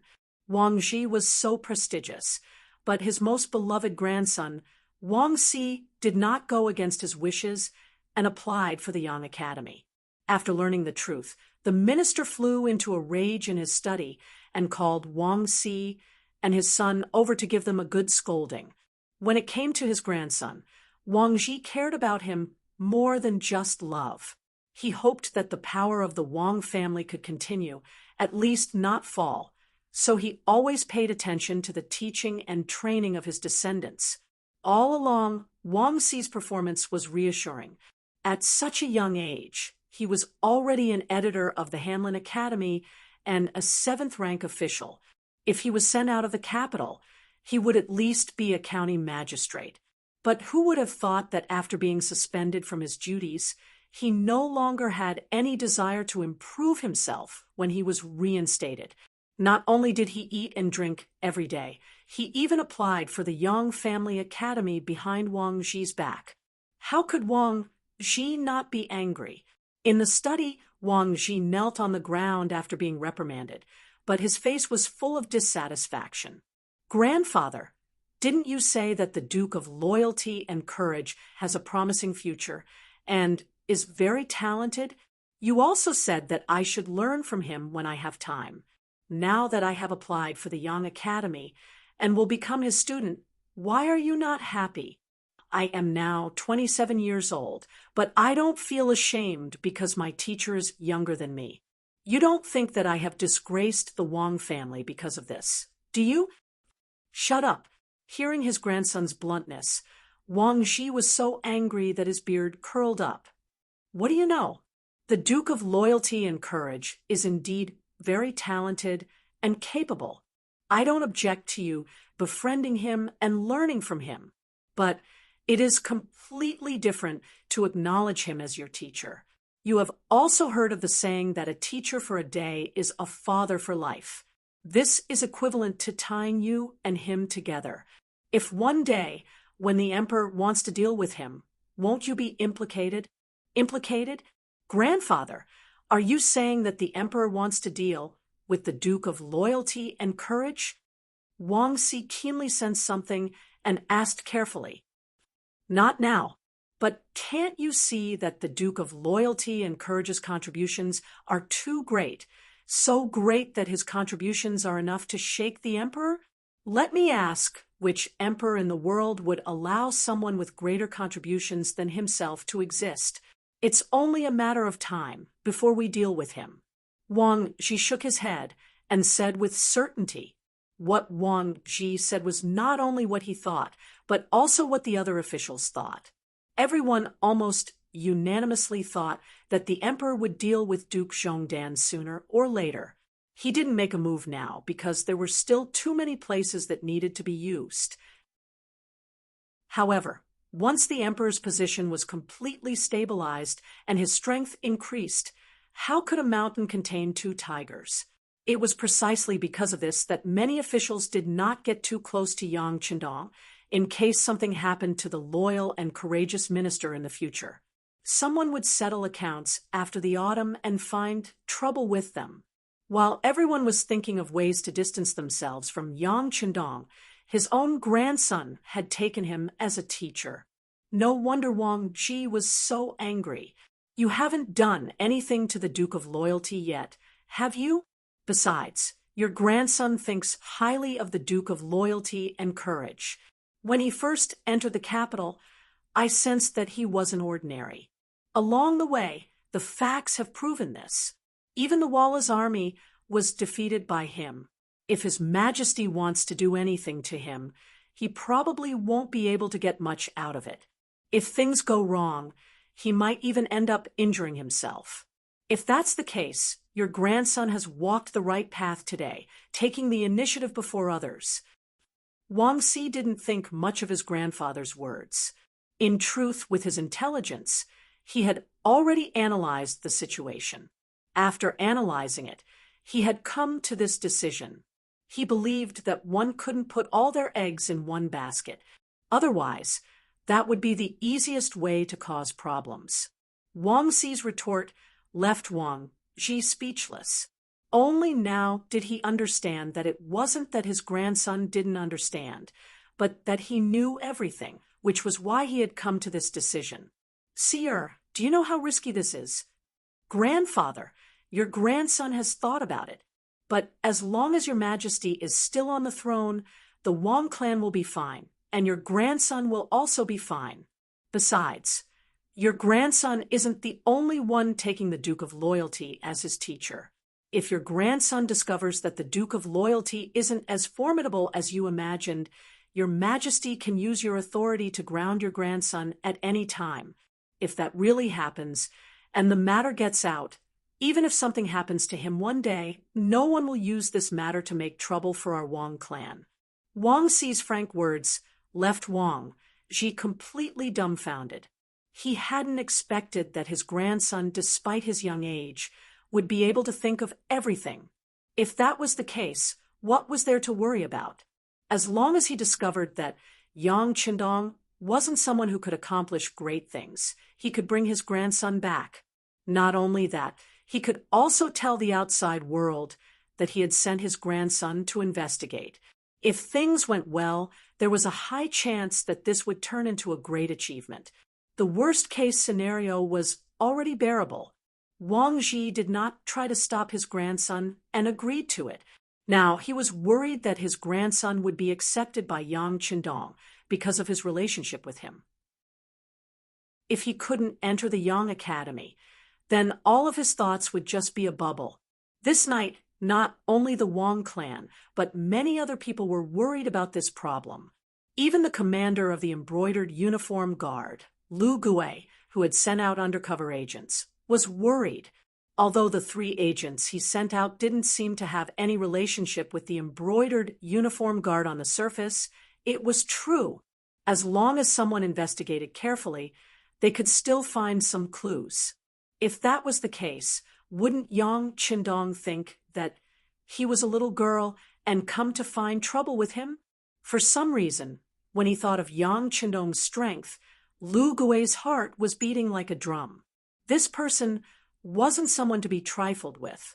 Furthermore, he never did business at a loss. At least, Lu Gui had never profited from his dealings with him. Lu Gui was still thinking about how to scheme against Yang Qindong. However, he didn't know that he had already been schemed against by someone else. In the prison of the embroidered uniform guard, the former Qianhu of the embroidered uniform guard, Tang Tong, was sitting on a bamboo mat with a depressed expression. Although it was called a bamboo mat, it was already in tatters. There was only a thin layer of it left.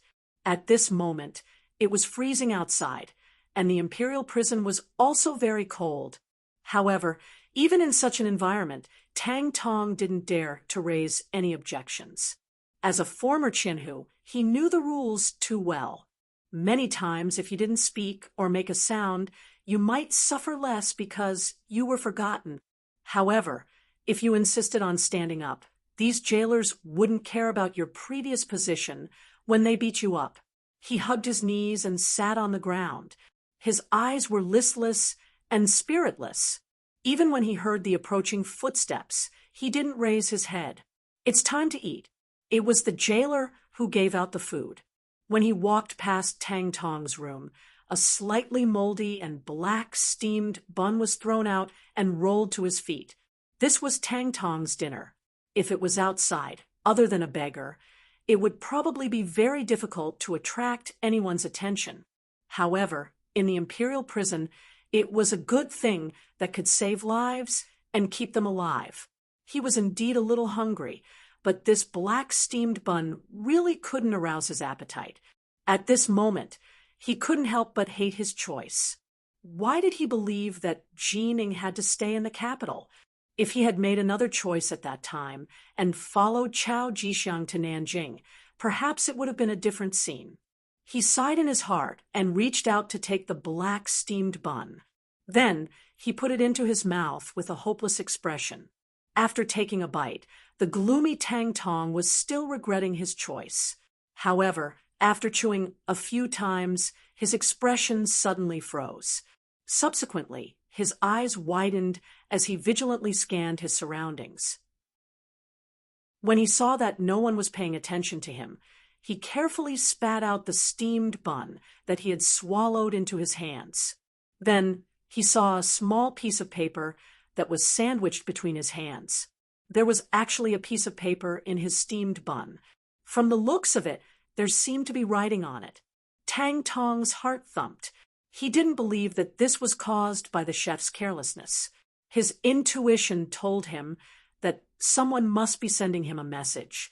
But who could send him a message? He was now almost a cripple. Who would think of him? And who would have such great ability to avoid the jailers and bribe them to send him a message? How much power did this person have? With all kinds of questions, Tang Tong carefully opened the paper in his hand. Immediately, 3 lines of small words entered his eyes. At this moment, his breathing began to quicken, and soon his eyes were filled with tears. Duke of Loyalty. It's actually the Duke of Loyalty. Yes, only he would be willing to use silver. He also has so much silver to do whatever he wants in the imperial prison. Thinking so in his heart, he quickly digested the contents of the paper. Not long after, his face began to change greatly. Then, his expression slowly calmed down. After a while, his heartbeat calmed down and his emotions calmed down. Tang Tong put the paper back into his mouth and swallowed it. Then, he stood up and held the iron cage with both hands and shouted outside, "Come, I want to see Ji Qian. I have something important to report." Today was the day of the Yang Family Academy's enrollment. In the morning, there were many people gathered outside the Yang family manor, although it couldn't compare to the Xiucai, High Scholar, and Jinsher. But for many people, if they could enter the Yang Family Academy, it would be a fresh start in their lives. When most people had gathered and the sun slowly rose, a group of people walked out of the Yang family manor. They held a list written in red words in their hands.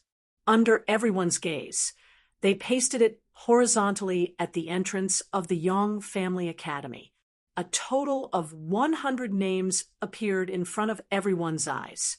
When the list was posted, it immediately attracted many people to rush over and look up at the bottom of the list.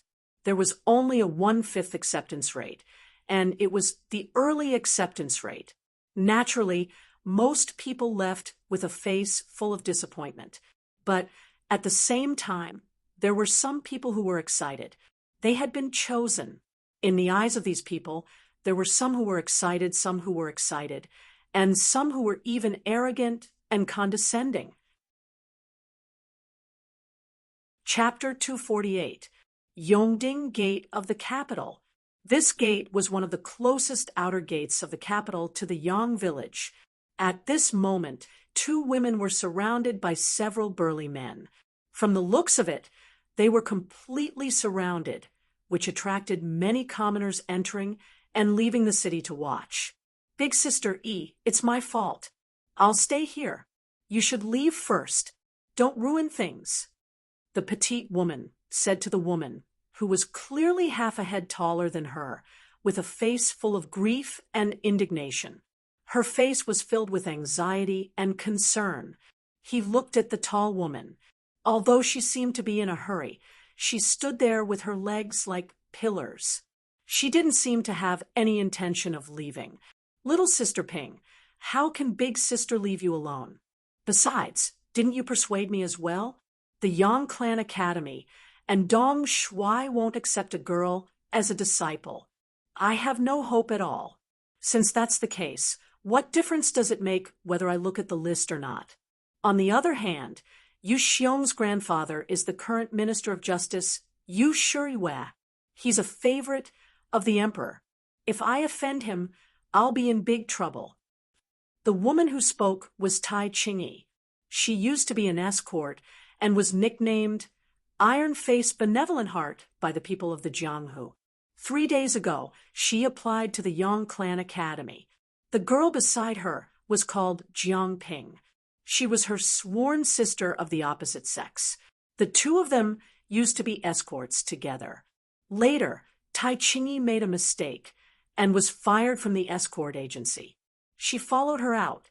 In desperation, she thought of applying to the Yang Clan Academy. In the Jianghu, the name of Dong Shuai was equally well known. Although they didn't have much hope, they wouldn't lose anything by giving it a try, right? Today was supposed to be the day of the announcement. So the two girls were going to the Yang Academy, 15 li south of the city, to take a look. However, because they were in a hurry, they weren't careful when they walked. Coincidentally, they bumped into Yu Xiong, who was riding a horse at the city gate, and almost frightened his horse. Although they were saved by the Yu family's servants, Yu Xiong was a young master and relied on his grandfather's high status and power. How could he suffer such a loss? He immediately demanded compensation from Jiang Ping. Then, when he saw that Jiang Ping and Tai Qingyi were quite pretty, he pestered them even more and refused to let them go. He even ordered his servants to surround them tightly. From the looks of it, he was clearly going to take them away and do something improper. When Tai Qingyi refused to leave, Jiang Ping became even more anxious. She was afraid that she would delay her sister's important matter. When she looked at Yu Xiong, who was riding on the horse with his head held high, she blurted out, "Young Master Yu, please let my sister go first." She has already applied for the Yang Family Academy. This time, she is going to look at the roll of pills. If she delays her important matter, can you bear the consequences? Jiang Ping wanted to use the Dong Shuai to suppress Yu Xiong. This was also based on the rules of nobility. After all, whether it was the name of the Dong Shuai or the name of the Duke of Loyalty and Courage, it was far from being comparable to a little young master who only knew how to rely on his family. There was nothing wrong with Jiang Ping's strategy, but she neglected a problem. Yu Xiong was a hedonistic young master. When he did things, he would rarely use his brain. If the person in front of him was Yang Qindong, perhaps he would retreat. However, how could the name of the Dong Shuai scare him? Not to mention, at home, he had heard his grandfather unintentionally mention that there were still many scholars in the world who were against the Yang Family Academy. Thus, he was even more fearless. "Oh, is that so? Then you are already a member of the Yang Family Academy?" Yu Xiong chuckled and said with a playful expression. "This, not yet." Jiang Ping shook her head with a very honest attitude. "Since you are not, how can you use the name of the Yang Family Academy? Besides, even if you are really a member of the Yang Family Academy, you have to give this young master an explanation for startling this young master's horse, right? People always have to be reasonable." "Haha, someone come, bring the two of them back. This young master wants to properly interrogate and investigate." A trace of urgency appeared on his face, showing that at this moment, Yu Xiong's brain was already filled with lust, and he could not wait any longer. "What are you doing?" Seeing the numerous Yu family retainers closing in on the two of them, Tai Qingyi asked with a steely expression. She already had a premonition that something was going to happen, and with her skills, she was not very afraid. However, she was worried that if she really made a move here, in the capital, wouldn't she be committing a crime?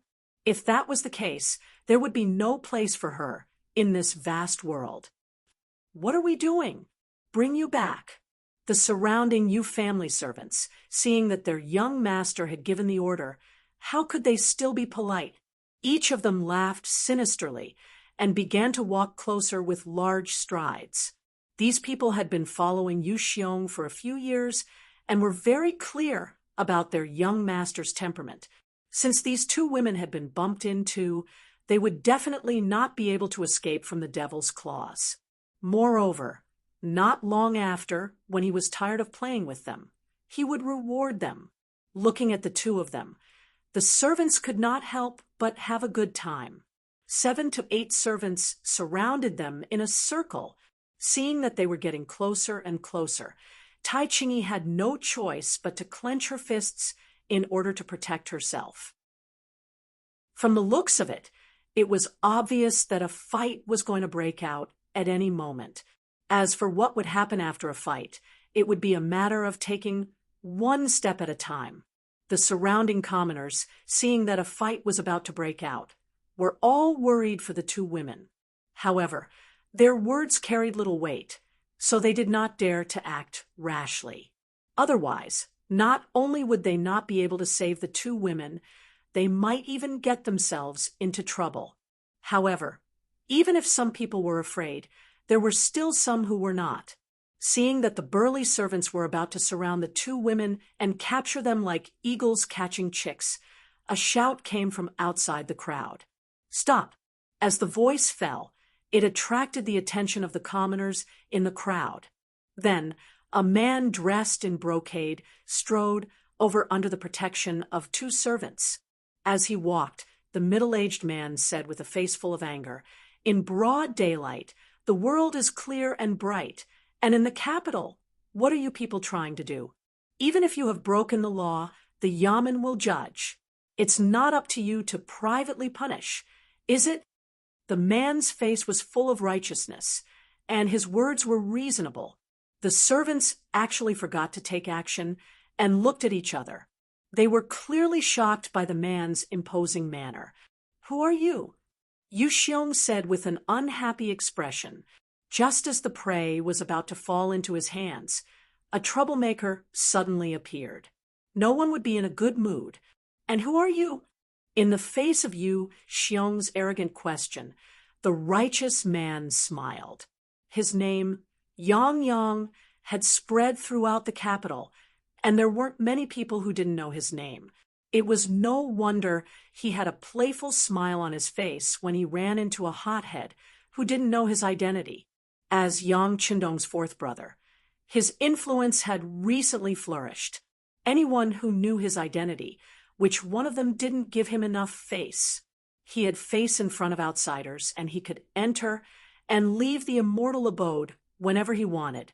After eating and drinking to his heart's content, he only needed to say that he was going to pay the bill, and he could leave. How comfortable was this kind of life? All of this had been brought about by his sixth brother, and Yang Yang was very clear on this point. It was precisely because of this that he attached great importance to anything related to his sixth brother. When he found out that the Yang clan's academy was opening its enrollment today, he wanted to go and congratulate them. But he hadn't expected to run into such a situation at the city gates. Seeing that Yu Xiong was clearly bullying the weak, Yang Yang felt indignant in his heart. Thus, he shouted loudly and stepped forward. He originally thought that since he had only startled the horse and hadn't injured anyone, the other party would definitely give him face. But unexpectedly, the other party didn't recognize him, and he couldn't help but laugh heartily. This young master is surnamed Yang, the fourth young master of the Yang clan. You'd better remember this well. Yang Yang took the initiative to announce his name, hoping to turn the matter into a small one. Since he had already revealed his identity, as long as the other party knew how to do things properly, they would definitely give him face. In return, he would remember this person and return this favor sooner or later. "Ah, you're the fourth brother of the East Marshal.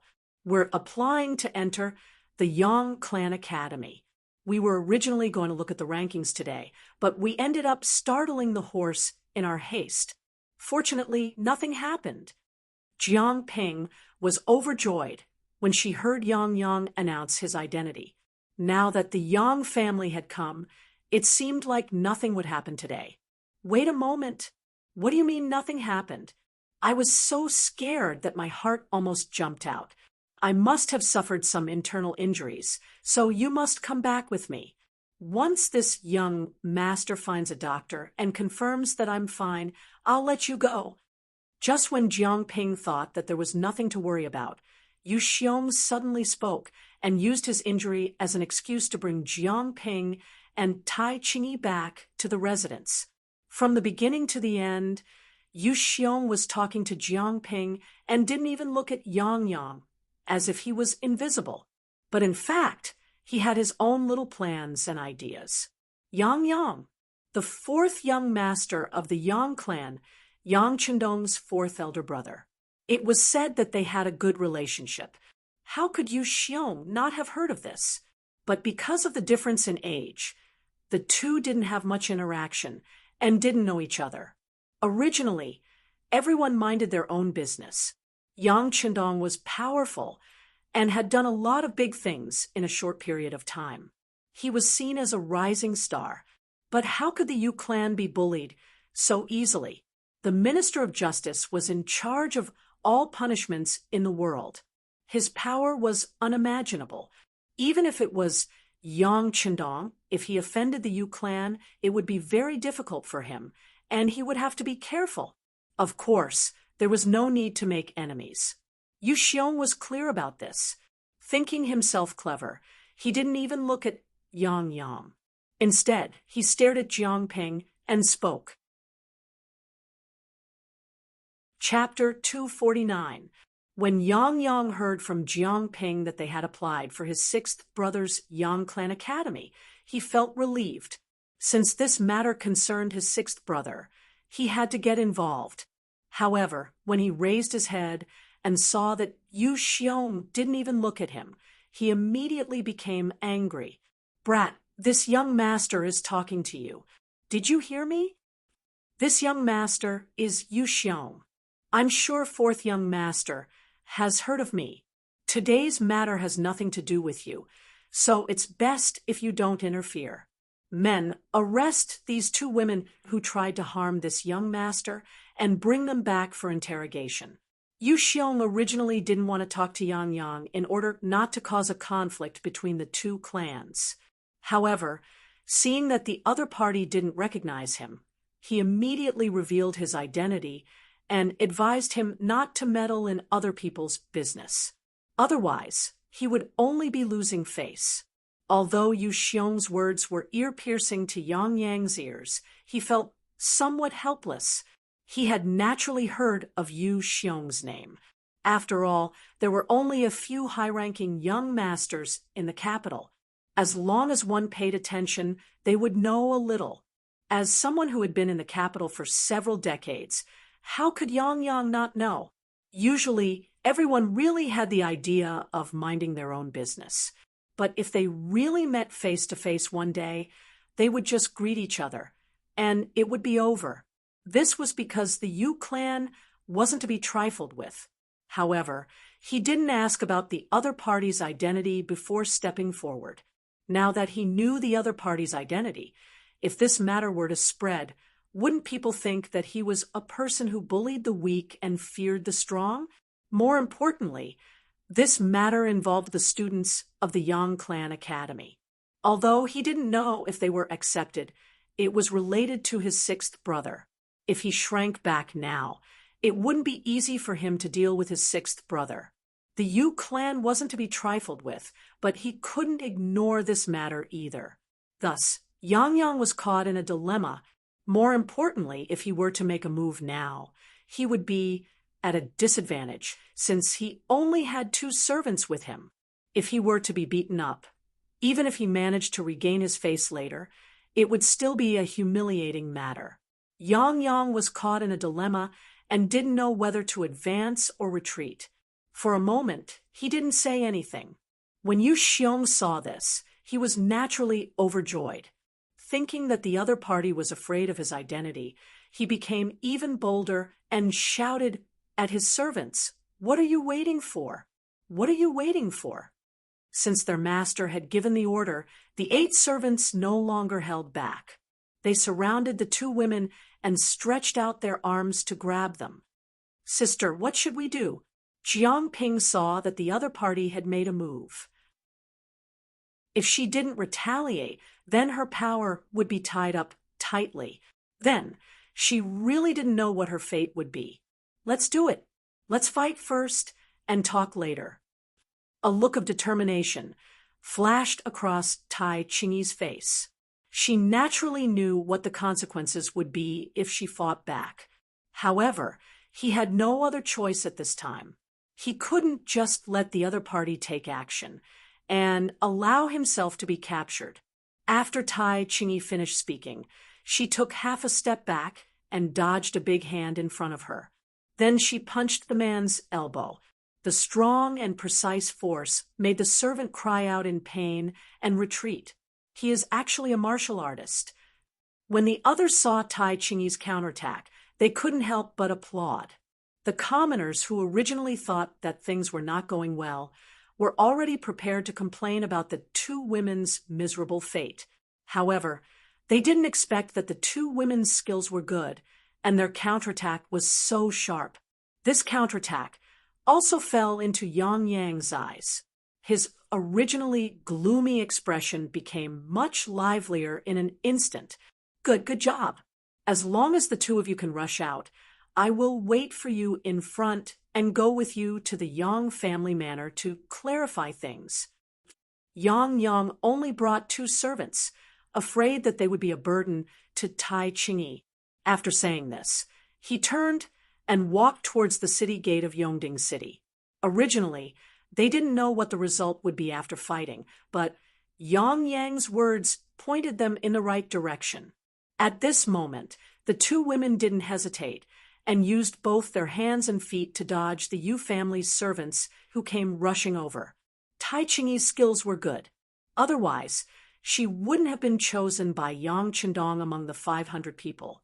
It wasn't a problem to deal with 8 boorish men who relied on their status and background. With the help of her sister, Jiang Ping, after just a few dozen moves, the 8 Yu family's servants fell to the ground and wailed in pain. Yu Xiong was also frightened and retreated, hiding in the crowd. No one came to stop them. Tai Chingy shouted to Jiang Ping, "Let's go quickly." The 2 of them quickly disappeared from the city gate. From the beginning to the end, the people from the warden's office of the 5 cities didn't appear. That was because they knew that Yu Xiong was about to do something bad. They were afraid that their appearance would delay his good deed, so, of course, they would hide as far as possible. Unexpectedly, in the end, it helped Tai Chingy and Jiang Ping. When Yu Xiong saw that his servants were beaten to the ground, he was afraid that the 2 women would take revenge on him. Naturally, he rode his horse and hid far away. After seeing the 2 women escape, he returned to his original arrogant appearance and shouted loudly, "Where are the soldiers? Is no one coming to deal with the beating?" Outside the city, Yang had only just arrived when Tai Chingy and Jiang Ping rushed over from afar. Looking at the 2 girls, he couldn't help but exclaim in admiration, "Good skills. 4th brother is a person who loves talents. I'm sure that after knowing how powerful you are, he will accept you as a student of the academy. How about this? Follow me first." Yang Family Village. At the gate of the Yang Family Academy, some people were happy and some were sad. But no matter what kind of mood they had, the facts couldn't be changed. Many people left in disappointment, while some happily took things that could prove their identity and stepped into the academy. Last time, they only came to the outer courtyard of the academy. There, they were stunned by the 2 pressure wells that they had never seen before. But when they entered the inner courtyard of the academy, the spacious school building made of cement and the classrooms with expensive glass windows appeared in front of them, especially the row of neatly arranged dormitories. It was said that they were specially prepared for students. There was even a canteen for eating, a laundry room for washing clothes, and some cold fitness equipment that they had never seen before. But at this moment, they felt so warm and considerate. After entering the inner courtyard of the Yang Family Academy, the words moral, intelligence, physique, beauty, and work, and science and technology is the #1 productivity were sprayed on the walls, giving people a feeling of vitality and freshness. Everyone only knew a little about these phrases that they had never heard of before, but they could vaguely understand them. Everyone couldn't help but feel a sense of longing for the future. Inside the academy, there were already people in charge of receiving people. Any student who was accepted would receive a special room and a certain number of meal tickets. According to the staff, after coming here, they had to rely on themselves. No one was allowed to bring servants, and they had to rely on themselves for food, clothing, housing, and transportation. No one dared to go against this requirement. First, the number of young masters who could be accepted was limited. They were in the minority among the 100 people and couldn't cause any trouble.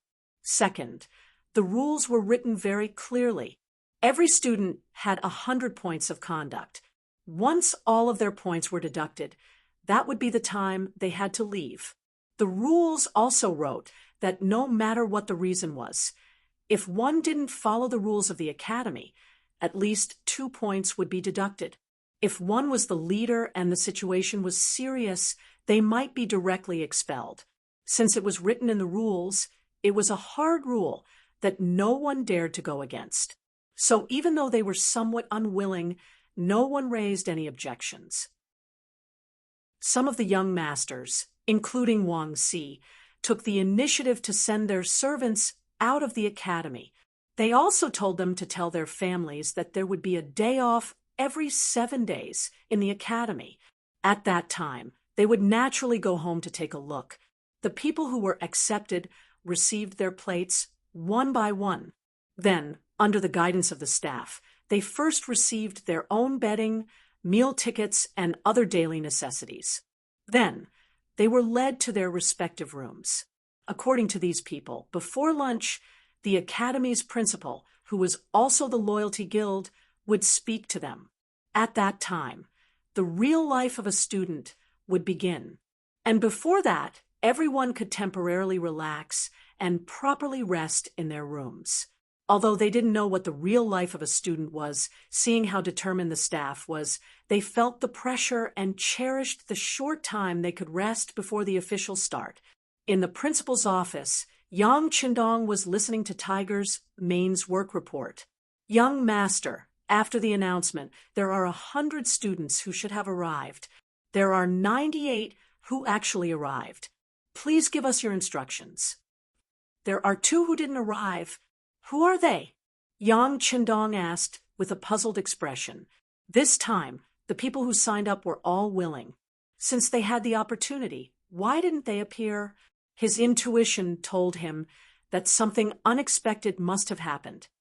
Reporting to the 6th young master, they are Tai Qingyi and her sworn sister, Jiang Ping. Tiger's Mane scratched his head, also confused. If it were someone else, it would be fine. Perhaps they would be obstructed by their family or even friends and change their minds at the last minute. But these 2 people had been seriously investigated. After losing their job as escorts, they had nowhere else to go. How could they not report after being accepted? It's them? After hearing the answer, Yang Qindong's face showed a trace of seriousness. Obviously, he had also thought of what Tiger's Mane thought. But soon he shook his head and said, there is no reason for them to not appear after being accepted. If there is a possibility, then there is only one. They must have met with an accident. How about this? Arrange for the Security Bureau to investigate. Chapter 250. As soon as Yang Qindong finished speaking, Beta Persei's rough voice came from outside the door. Young master, Yang Si is here. He said he has something urgent to report. Let him in. After Yang Qindong nodded, the door was pushed open from the outside. Yang Si, wearing a pure cotton robe, walked in. Young master, 4th master is here. He also brought 2 girls with him. Behind them are some soldiers from the warden's office. What's going on? Hu Mang saw that Yang Si's words were a little out of place, so as their leader, he asked, what do you think? Shaking his head, Yang Si also had a puzzled look on his face. Obviously, he also did not understand what was going on. Yang Qindong, on the other hand, had already stood up and said, whether it's a blessing or a curse, we'll deal with it accordingly. How about this? Immediately gather all the students. This young master will use this matter to teach everyone a lesson. With Yang Qindong's instructions, soon a sharp whistle sounded. Soon, The 98 students who had entered the room hurriedly rushed out. They were familiarizing themselves with the rules of the academy, and one of them was to obey orders and follow instructions. One of the instructions was that everyone had to gather when the whistle sounded. No matter what you were doing, whether it was sleeping, eating, or urinating, you had to stop and gather. Otherwise, depending on the severity of the situation, you would be deducted more than 2 to 10 points.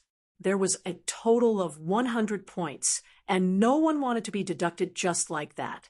Therefore, after hearing the whistle, whether it was the ordinary people or the young master, they all rushed out of the room at the first moment. The 98 people stood in a row according to their positions from the first to the last. Just as they were seated, Yang Chendong, wearing a green cotton robe, appeared in front of everyone under the protection of Tiger's Mane and Beta Persei. All right, since you're all here, follow me out to watch the fun. As a student of the Yang Academy, the first thing they had to have was courage. In the future, Yang Chendong would have many examples to prove their courage. With Yang Chendong as the leader and the other students as support, a group of more than 100 people walked out of the Yang Academy. When they arrived at the gate, they saw Yang Chendong, 2 servants, Tai Chingyi and Jiang Ping, confronting dozens of soldiers from the 5 cities warden's office. As soon as the group of more than 100 people walked out, they attracted the attention of these 2 groups. When he saw that the leader was the Duke of Loyalty, Yang Chendong, Yang Yang's originally tense face relaxed a lot. "Sixth brother, I'm here." "Fourth brother." Seeing Yang Yang waving his hand at him, Yang Chendong, who originally had a confident face, had a hint of warmth in his eyes. Those who knew him knew that he would only show such a kind look to his family and the people he cared about. "Sixth brother, I'm afraid I've caused you trouble this time." Yang Chendong's eyes flashed with self-blame as he watched Yang Chendong walk closer and closer. "Fourth brother, you don't have to say that. You and I are brothers. Your business is naturally my business. What's going on?" Yang Chendong said as he casually glanced at the soldiers of the 5 cities warden's office. With just a glance, the dozens of soldiers on the opposite side quickly lowered their heads. After the 2 consecutive defeats against Tile, there was no one who didn't know about Yang Chendong. There was no one who didn't know about the military god. It was because of the war god's existence that not only did they not suffer any casualties, but they also made a lot of military achievements and gained a lot of benefits. Some of the soldiers' living conditions improved by more than a level, and all of this was thanks to Yang Chendong. For this reason, many soldiers' families also quietly set up a longevity memorial arch for Yang Chendong in order to express their gratitude in their hearts. But now, they wanted to cause trouble for him. It was no wonder these people didn't dare to look Yang Chendong in the eye. These people lowered their heads, and Yang Chendong withdrew his cold gaze. He then looked at Yang Yang and said, "Fourth brother, what's going on? Why are they following you?" "Sai, let the 2 of them explain." Yang Yang didn't know how to explain it, so he left it to Lung Qingyi and Jiang Ping. Yang Chendong had already noticed the 2 of them, but the difference in status was too great, so he didn't say anything. Now that his 4th brother pointed out the 2 of them, he used the momentum to look at them and said with an encouraging gaze, "Speak, what's going on?" "Greetings, Dong Shuai." Tai Chingyi and Jiang Ping were excited to see their idol standing in front of them, so they bowed and greeted him. Then Jiang Ping, who was more eloquent, explained the whole sequence of events to him. When Tiger's Mane heard that the matter involved Yu Xiong, the grandson of the Minister of Justice, Yu Shuriwe, he signaled to one of his subordinates behind him, and the subordinate quickly disappeared. Soon, a note was brought over, and Tiger's Mane handed it to Yang Chendong. The note recorded some things about Yu Xiong, but because he wasn't a big shot, the record wasn't very detailed. There were only a few words. Yu Xiong, the 3rd of the brothers. Characteristics. There's nothing he doesn't know about eating, drinking, and having fun. He often deceives others. Once, in order to get a woman, he forced her husband to write a divorce letter and escape far away from home to protect himself. When he saw this, Yang Qindong's eyes flashed with coldness. Tell everyone to find the person. Understood. Tiger's mane had enough chemistry with Yang Qindong, so he naturally knew who he was referring to. At this moment, Jiang Ping also explained the cause and effect of the matter. Then, she and Tai Qingyi looked at Yang Qindong. Although they didn't say anything, they knew very well that if Dong Shuai didn't care about them, they would be taken away by the 5 cities warden's office for punishment. In fact, it wasn't just Tai Qingyi. 4th brother Yang Qindong and the 98 new students of the Yang Academy were all looking at Yang Qindong, the dean of their academy.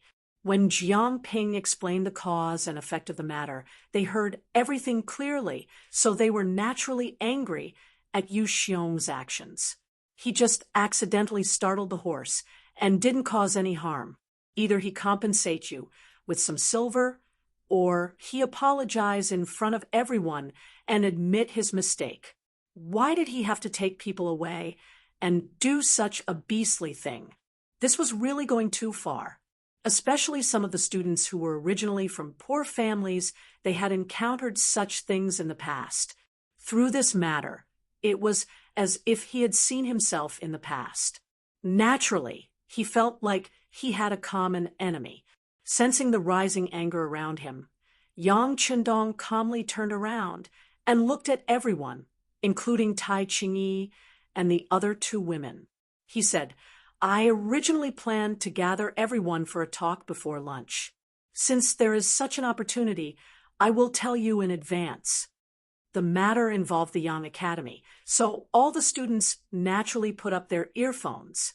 This was the first time they heard the dean speak, so of course they were very careful. Seeing that everyone was so serious, Yang Qindong nodded with satisfaction. He appreciated such an attitude. Since that was the case, he wouldn't be stingy with his words. Very good. Since everyone is able to enter the Yang Family Academy, it proves that everyone has a kind of fate. Although I can't guarantee that everyone will become the first batch of students of the academy, I will teach you with all my heart as long as you are here. The first lesson I will teach you today is the word righteousness. What is righteousness? It refers to the atmosphere of righteousness and spreading positive energy. Righteousness is a type of positive energy that is reflected in the righteousness of people. Righteousness is to walk the right path. It is to be filled with positive, righteous, and righteous atmosphere. With a powerful voice, Yang Qindong continued, people who live between heaven and earth must be indomitable and have righteousness in their bodies. Only then, no matter what situation you are in, can you hold your head high and be respected by others. As long as you have righteousness in your heart, you can do things with a clear conscience. Only then can you face any difficulties and problems and solve them. Today, Tai Qingyi and Jiang Ping only walked a little too fast because they were anxious and didn't hurt anyone. This was originally a trivial matter, but some people always thought that they were a cut above others, always thinking that they could do whatever they wanted. Thus, they took the opportunity to create trouble, wanting to use extreme means to achieve extreme goals. This is the embodiment of not having righteousness. At the same time, it is also because there are too few people with righteousness that these people can survive and do whatever they want on the streets. I don't know if everyone has thought about it, but if everyone has righteousness in their hearts and can stand up to criticize Yu Xiong, what kind of scene would that be? Presumably, from then on, there will be no place for evil people in the world, and there will be fewer and fewer unjust things in the world, right? Therefore, in the first lesson, I will talk about the understanding of righteousness and the use of righteousness. At the same time, I will ask everyone to have righteousness. Not only must you have righteousness, but you must spread it to others. One day, when everyone has righteousness, then the world will be peaceful and the people will be prosperous. I look forward to the arrival of that day. Good. As soon as Yang Chendong finished his words, the crowd, led by Wang Si, began to cheer loudly. Waves of warm applause followed. Seeing that everyone agreed with his point of view, Yang Chendong smiled at everyone in satisfaction. Then he turned to Tai Qingyi and Jiang Ping. The two of you have been accepted by the Yang Academy. Your names are on the list. Now, please enter the academy to collect your things and understand the relevant rules. Chapter 2:51. Tai Qingyi and the other girl, who were originally very excited by the righteous words, showed joy and excitement when they heard Yang Chendong say that they were accepted. They immediately agreed, happily. Just as they were about to enter the academy, they remembered that the people from the 5 cities warden's office were right in front of them. If they couldn't solve this problem, how could they study in peace in the academy? Noticing that the two girls' footsteps were a little hesitant, Yang Chendong nodded lightly. These two had not been blinded by the joy in front of them, so it could be seen that they were still very rational. After his good impression of the two girls improved a little, Yang Chendong suddenly turned to the soldiers of the 5 cities warden's office 30 steps away and said, "I presume you all know this Duke?" Yes, we greet the Duke of Loyalty and Courage."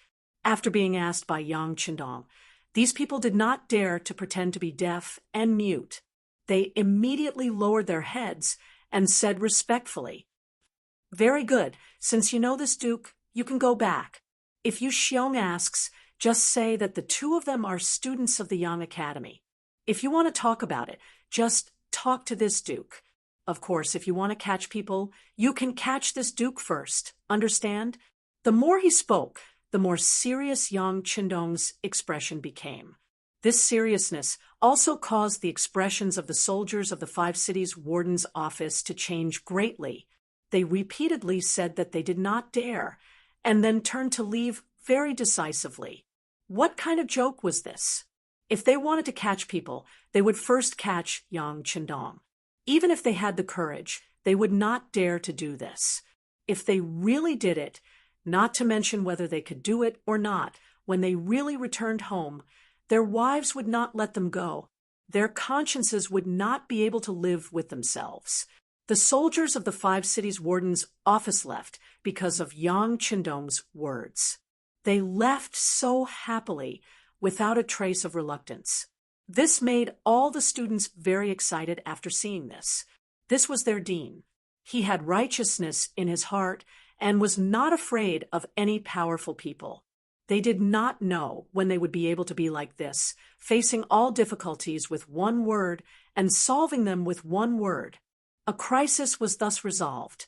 The 100 students all returned to their positions and walked towards the Yang Clan Academy. Yang Chendong came to Yang Chendong's side and asked with concern, "Sixth brother, will there be any trouble?"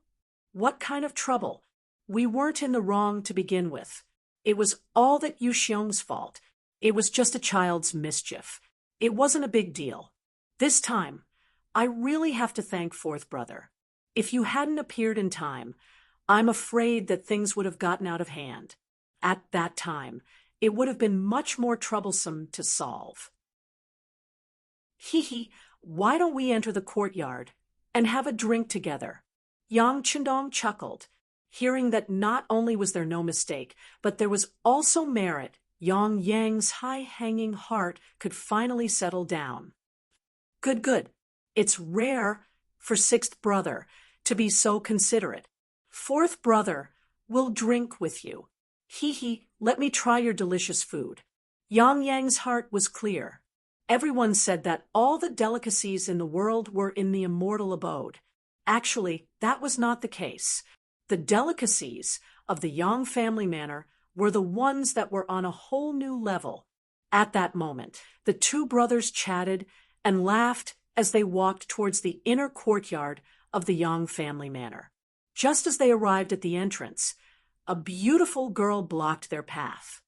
Dong Shuai, I also want to enter the Yang clan academy to study. The person who came was Junko. She had just witnessed everything that happened at the entrance of the academy and heard Yang Qindong's understanding of the word morality. While she was excited, she also believed that the academy must be a very mysterious place. She would definitely be able to learn a lot there. Therefore, she decided to recommend herself and asked to enter the academy as a student. In order to achieve this goal, Junko was prepared to be rejected. She used her seemingly weak body to block in front of Yang Qindong. She looked as if she would not let him pass if he did not agree.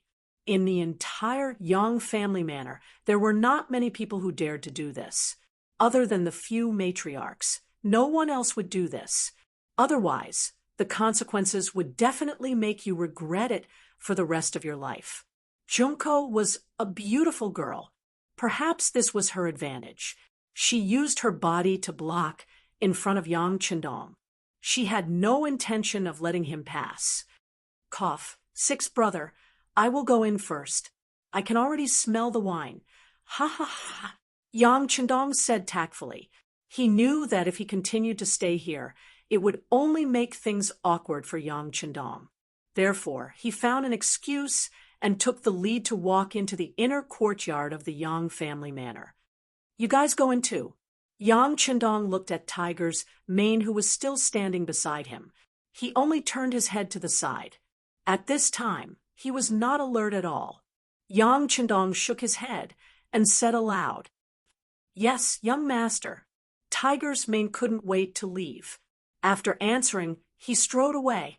At the same time, the first guard, Qiu Vi, and the others followed behind him. Soon, only Yang Qindong and Junko were left. He finally asked, Why did you decide to study in the Yang family academy? Your bodyguard's body is fine. It should be time for you to leave. No, I'm not leaving. Junko shook her head and said firmly, Reason? Yang Qindong's tone was cold as he asked. Reason? Junko's beautiful big eyes turned and said, I admire the culture of the great Ming dynasty. It's that simple to learn the advanced knowledge here. Then after you learn it, go back and spread it to Japan. Yang Qindong seemed to be very specific. Yes. Junko didn't want to admit it, but she didn't know why. In front of Yang Qindong, she told him the truth. Perhaps she also knew that she couldn't lie to him with her strength. You're very honest. Yang Qindong first approved of Junko's attitude, but then he said, But why should I accept you? What's in it for me to take you in? This. Junko's eyes kept blinking. At this moment, she really wanted to tell Yang Qindong that she was the princess of Japan, but she was worried that once he knew her identity, Yang Qindong would report this matter to the imperial court of the great Ming dynasty. In that case, things would be a little troublesome. This was not what she wanted. If she couldn't use her identity to pressure him, then she could only use money. Junko said, I can give you a lot of gold and silver. Give me a number. Oh, a lot of gold and silver. Hee, you should have some understanding of me these days. You should know that I am not short of money. In fact, I have a lot of money. Yang Qindong didn't seem to agree with Junko's reason. When she said this, Junko's face turned pale. That's right, Yang Qindong might not be the richest person in the great Ming dynasty, but if they were to talk about who was the best at making money, no one would dare to say they were the best if Yang Qindong claimed to be second. Junko's face was still changing. On the other side, Yang Qindong had already opened his mouth and said, But who would dislike money? Since you want me to give you a price, I will give you 10,000 taels a day to study with me. What? Even though she had made some preparations and was even waiting for Yang Qindong to ask for an exorbitant price, she was still extremely shocked when she heard that it was 10,000 taels of silver a day. Her cherry lips opened, so wide that she could swallow a pigeon egg. Isn't this too much? But you asked me to give you a price. Yang Chendong's face didn't change, but he was laughing in his heart. He seemed to like the feeling of teasing Junko. I asked you to give me a price, but 10,000 taels a day is still too expensive. I can't afford it. Junko had the support of the Japanese royal family. Naturally, she didn't lack money since she was a child. But 10,000 taels a day still scared her, because even if the entire royal family added up all their expenses, they wouldn't be able to reach this amount in a day. If she reported the amount of money back to her country, she was afraid that she wouldn't be able to get through her father's trial. Seeing Junko being so honest and saying that she couldn't afford it, Yang Chendong had to shake his head and said, "Then there is no other way. You asked me to give you a price, but you can't afford it. You might as well not go to the academy to study." After saying that, Yang Chendong was about to leave, but Junko still stood in front of him, blocking his way. "So, 1,000 taels a day. This is already the limit I can pay," as if she had made up her mind. Junko said these words with great effort, and her face was extremely serious. 1,000 taels a day. In a month, it would be more than 30,000 taels. This was Junzi. Before she came to the great Ming dynasty, her father gave her a lot of good things, and some of them were even prepared for her future dowry. If it were other people, they wouldn't even dare to say such words. "Oh, 1,000 taels a day. It seems to be a lot. Okay, it's a deal. But I'll say the ugly words first. As soon as you enter the academy, you have to listen to me. If you can't bear the hardships and take the initiative to withdraw, then don't come looking for trouble." Yang Chendong originally wanted to scare Junko. If he wanted to use this person, even if she didn't pay him a single tael, he would still agree. He just deliberately delayed it. But he didn't expect that there would be an unexpected gain. 1,000 taels a day was naturally nothing for him, but if there was money to be earned, then he would be a fool. "No problem, I won't withdraw. I will stick to it. Thank you, Dong Shuai."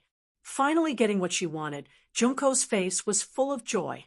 She then turned around and walked away happily. She even seemed to be humming a famous Japanese song. Yang Chendong was a capable person, and a very capable one at that. If such a person could be used by the emperor, he would definitely become the most powerful arm. At this moment, if he stayed here, it meant that he had more opportunities to come into contact with Yang Chendong, and the possibility of recruiting him for his own use would naturally increase. Although Yang Chendong was already the loyal duke, and the hope was not great, at least there was hope, right? Chapter 252. The Yamen of the Five Cities Warden's Office.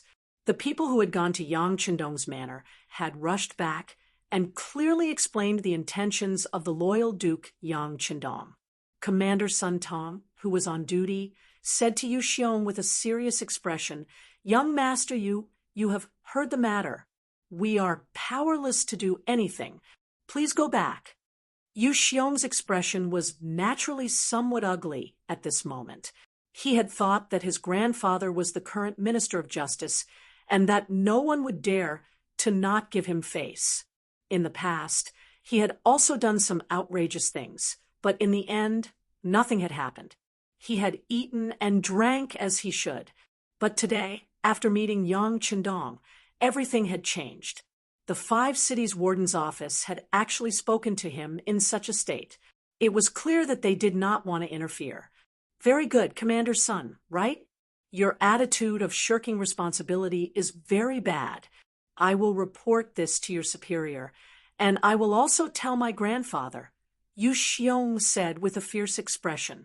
He had thought that if he brought up his grandfather, Sun Tong would at least be nervous, if not afraid. But instead, he stood there and did not even raise his eyes. On the contrary, he kindly advised him, "Young master, let me give you a piece of advice. You should first explain this matter to your grandfather before deciding what to do. Otherwise, if you carelessly do something and implicate your entire family, that would be really bad. Sun Tong was only advising him with good intentions. Of course, he did not want to offend the current Minister of Justice. But when Yu Xiong heard these words, his expression changed again and again. He felt that Sun Tong was clearly looking down on him, including his grandfather. He immediately flung his sleeves angrily and left. It could be seen that at this moment he was very angry. After leaving the yamen of the Five Cities Warden's office, Yu Xiong looked at the people walking on the street and swore in his heart that no matter what, he would get back at them today. Wasn't he just a loyal duke who had made some contributions? Although he had a title, which duke, marquis, and count really had great power, in the end, didn't the important officials control everything in the imperial court? Back then, no matter how awe-inspiring Zhang Fu was, in the end, didn't he still have to tuck his tail between his legs and behave himself? This Yang Chendong had become a duke at such a young age. Yet he didn't want to restrain himself. Instead, he wanted to go against him. So he had to let him know how powerful he was. He thought about how he had many friends in the capital, and he was also quite open-minded and had made friends with people from all walks of life.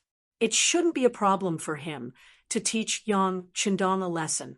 At this moment, Yu Xiong wanted to kill. Although he did not say that he wanted to kill Yang Chendong, he decided to teach him a lesson and let him know who he could not afford to provoke. But he didn't even think about it. How could someone who could reach this position at the age of 20 be so easy to get along with? Was it appropriate to treat such an opponent as an ordinary playboy? Would it work? Yu Xiong quickly left the Five Cities Warden's office and appeared on a bustling street. Here, he found a big gangster named Lu San. Black and white had existed in all eras. The only difference was which side was more powerful. Lu San was one of the representatives of black. This man had lived in the capital since he was a child, and because he was ruthless and brave enough to only recognize money and not people, he had managed to carve out a small world for himself, becoming a character in the nearby streets. It was rumored that this man had more than 100 subordinates and more than 1,000 ordinary subordinates. Yu Xiong came and sat face to face with Lu San at the table. A large stack of banknotes issued by the Yang family bank was placed there. The thick stack was more than 20,000 taels. Looking at the money that was enough for him to risk his life for 2 to 3 years, Lu San's eyes were red. He was like a vicious tiger that had seen its prey and could not control himself. Teach a person a lesson, and this is all yours. Seeing Lu San's drooling appearance, Yu Xiong was much more confident. Okay, please tell me who it is. Money makes the world go round. At this moment, Lu San had a very good explanation. For money, he could even kill his own parents, not to mention dealing with an outsider. East Marshal Yang Chendong. Yu Xiong said his name. The moment Yu Xiong announced his name, Lu San's face twitched violently. He thought that if a high-ranking young master like Yu Xiong was willing to take out so much money for him, it would not be simple. The person he had to deal with would also not be a nameless pawn. But he did not expect it to be the East Marshal. Even ordinary people knew the name of the East Marshal, not to mention people like Lu San who mingled in the underworld. There was even a period of time when he thought of relying on this loyal duke. But later, he was afraid of losing his freedom and gave up on this idea. Now that Yu Xiong said that he wanted to deal with this person, his expression changed greatly. But when he saw the banknotes on the table, he made a decision. As the saying goes, how can one catch a tiger cub without entering the tiger's den? If he wanted to earn money, he had to take risks, especially for people like him who were in the underworld. Young Master Yu, the East Marshal hides in the Yang clan manor every day. It won't be easy to deal with him. From what I know, Even the embroidered uniform guards were unable to gain anything from the Yang clan manor. I'm afraid that you don't have to deal with Yang Chendong. You can deal with the people important to him as well. You just have to teach him a lesson. Yu Xiong had thought about it a long time ago. The success rate of causing trouble for the Yang clan manor was too low. Even 20,000 silver wouldn't be enough. It was better to deal with the people close to him, such as the managers of the Immortal Abode, Realm Beyond Heaven, and the Yang clan bank. Because of their work, they had to appear in the capital every day. It should be easy to cause trouble for them. All right, it's a deal. Lu San was relieved when he heard that he didn't have to deal with Yang Chendong, but the people close to him as well. If that was the case, there would be too many people to deal with, and the money would be even easier to get. Yu Xiong left. After leaving behind the money, he confidently left. Lu San called over a few of his trusted aides and told them about the deal he had just received. When his trusted aides heard that they wanted to deal with the East Marshal, they became rather nervous. It was clear that they had heard of this man before, but when they heard Lu San say that Yu Xiong was willing to take out 20,000 taels of silver, they immediately threw the danger to the back of their minds. These people were originally people who had their heads on their belts. As long as they were given enough money, other than the current emperor, they would dare to make a move on anyone. With the money to pave the way, they quickly reached an agreement. After much deliberation, they decided to target one of the managers of the Immortal Abode, Madame Shui. Madame Shui was Yang Chendong's third wife, and her status was not low. If something happened to her, Yang Chendong would definitely be heartbroken. If they could persuade her, they would have completed the mission Yu Xiong had set for them. Of course, there was an even more important reason for choosing this person. This person's beauty had made their hearts itch for a long time. If they could capture this person and satisfy their own needs, wouldn't that be killing two birds with one stone? As for how Yang Chendong would deal with them after they succeeded, if worst came to worst, they would just take the money and leave the capital. This wasn't the first time they had done something like this. Moreover, the true mastermind behind the scenes was Yu Xiong. Even if he wanted to make a move, the East Marshal should be dealing with this person. Why would he care about small fries like them? Lu San, who didn't understand Yang Chendong's temperament, believed himself to be a pile of dung, filthy and stinky. People like them, as long as they had some status, wouldn't have too many interactions with them. If something really happened, they would just be chased down by some officials on the surface. They had plenty of ways to deal with soldiers to ensure their own safety. Just like in the past, they had also done things to target nobles, but hadn't they still managed to survive until now? Treating Yang Chendong as an ordinary aristocrat was a mistake that Lu San and the others made in their understanding. What they didn't know was that there were some things that couldn't be done, or even thought about. Otherwise, the consequences would be far beyond what they could bear. Now that they had a common understanding, they began to make preparations. First, they would familiarize themselves with Madame Snow's route, and then they would find a suitable opportunity to strike. As Yang Chendong's third wife, Madame Snow was currently very busy. She was born as a singer, and she had a good singing voice, so she was like a fish in water in the Immortal Abode. Moreover, the world had been peaceful recently, and the Immortal Abode had flourished once more. It had reached a level of prosperity that was hard to come by.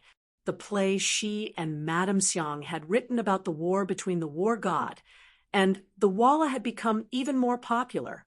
This success in her career only made Madame Snow love Yang Chendong even more. She would never forget who had given her all of this. For this reason, no matter how busy she was, she would always make a trip back to the Yang clan manor every 3 days just to see her beloved. It was yet another busy day. From the time the Immortal Abode opened in the morning until nightfall, there were no empty seats. Madame Snow also busied herself for the better part of the day. After dinner, she left everything to Madame Xiang. The two of them had long since reached an agreement that unless there was something important, they would return to the Yang clan manor in batches to spend the night. After explaining everything, Madame Snow entered a soft sedan chair. As soon as she entered, she was overcome by fatigue, and before she knew it, she had fallen asleep. The four people carrying the sedan chair were all Lung Feng. This was the result of Yang Qindong's cautious personality, even though the world was at peace, and the Walla had not only retreated, but had also begun to trade with the great Ming. Dai Zong was also busy training the new army. It seemed like no one would do anything to him, but Yang Qindong was still very protective of his wives. He was well aware that there were some things that he couldn't afford to make a mistake, because a single mistake would leave him with lifelong regret. Chapter 253. There were 4 cold-edged soldiers carrying the palanquin, as well as 6 more to the left and right. This was an entire squad of cold-edged soldiers. Unless 40 to 50 enemies suddenly appeared, their safety was guaranteed. Squad Captain Cheng Qian. He was grateful that the 6th young master had entrusted the task of protecting the 3rd madam to him. This was a form of trust. There were many squad captains in the Cold Edge, but he had been given this assignment. How could he not do his best? Cheng Qian even had a feeling that as long as he did his job well, his future would be limitless. He would be able to lead even more soldiers and win even more battles. This was one of his lifelong wishes. The 3rd madam boarded the palanquin. Cheng Qian said, "Rise." The palanquin lifted off the ground, and the squad of 10 left the immortal abode, slowly making their way toward the Yongding Gate. The moment they left the busiest street of the capital, one of the cold-edged soldiers sensed something and whispered to Cheng Qian, "Squad captain, behind us." Cheng Qian raised his right hand slightly. It was just a simple movement, but Cheng Qian used sign language to tell the soldier that he knew that someone was following him. Given the strength of the cold-edged soldiers, they had sensed that they were being watched not long after leaving the immortal abode. But the other party's methods weren't bad, so they couldn't be sure who was following them. How many were there? Only then did they carefully observe their surroundings. Now that they were on a slightly quieter street, this feeling only grew stronger. There wasn't much time left until the curfew, so the number of people on the street was dwindling.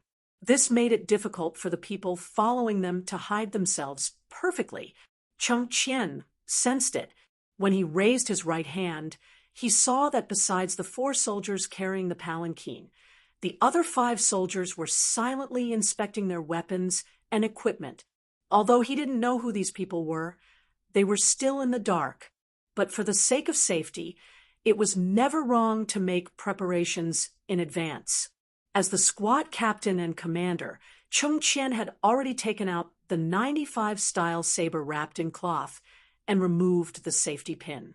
He also took out the night vision goggles from his satchel and put them on. Not all cold fronts were equipped with such equipment.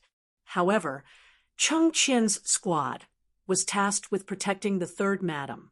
Due to the special nature of their mission, they were able to enjoy such treatment.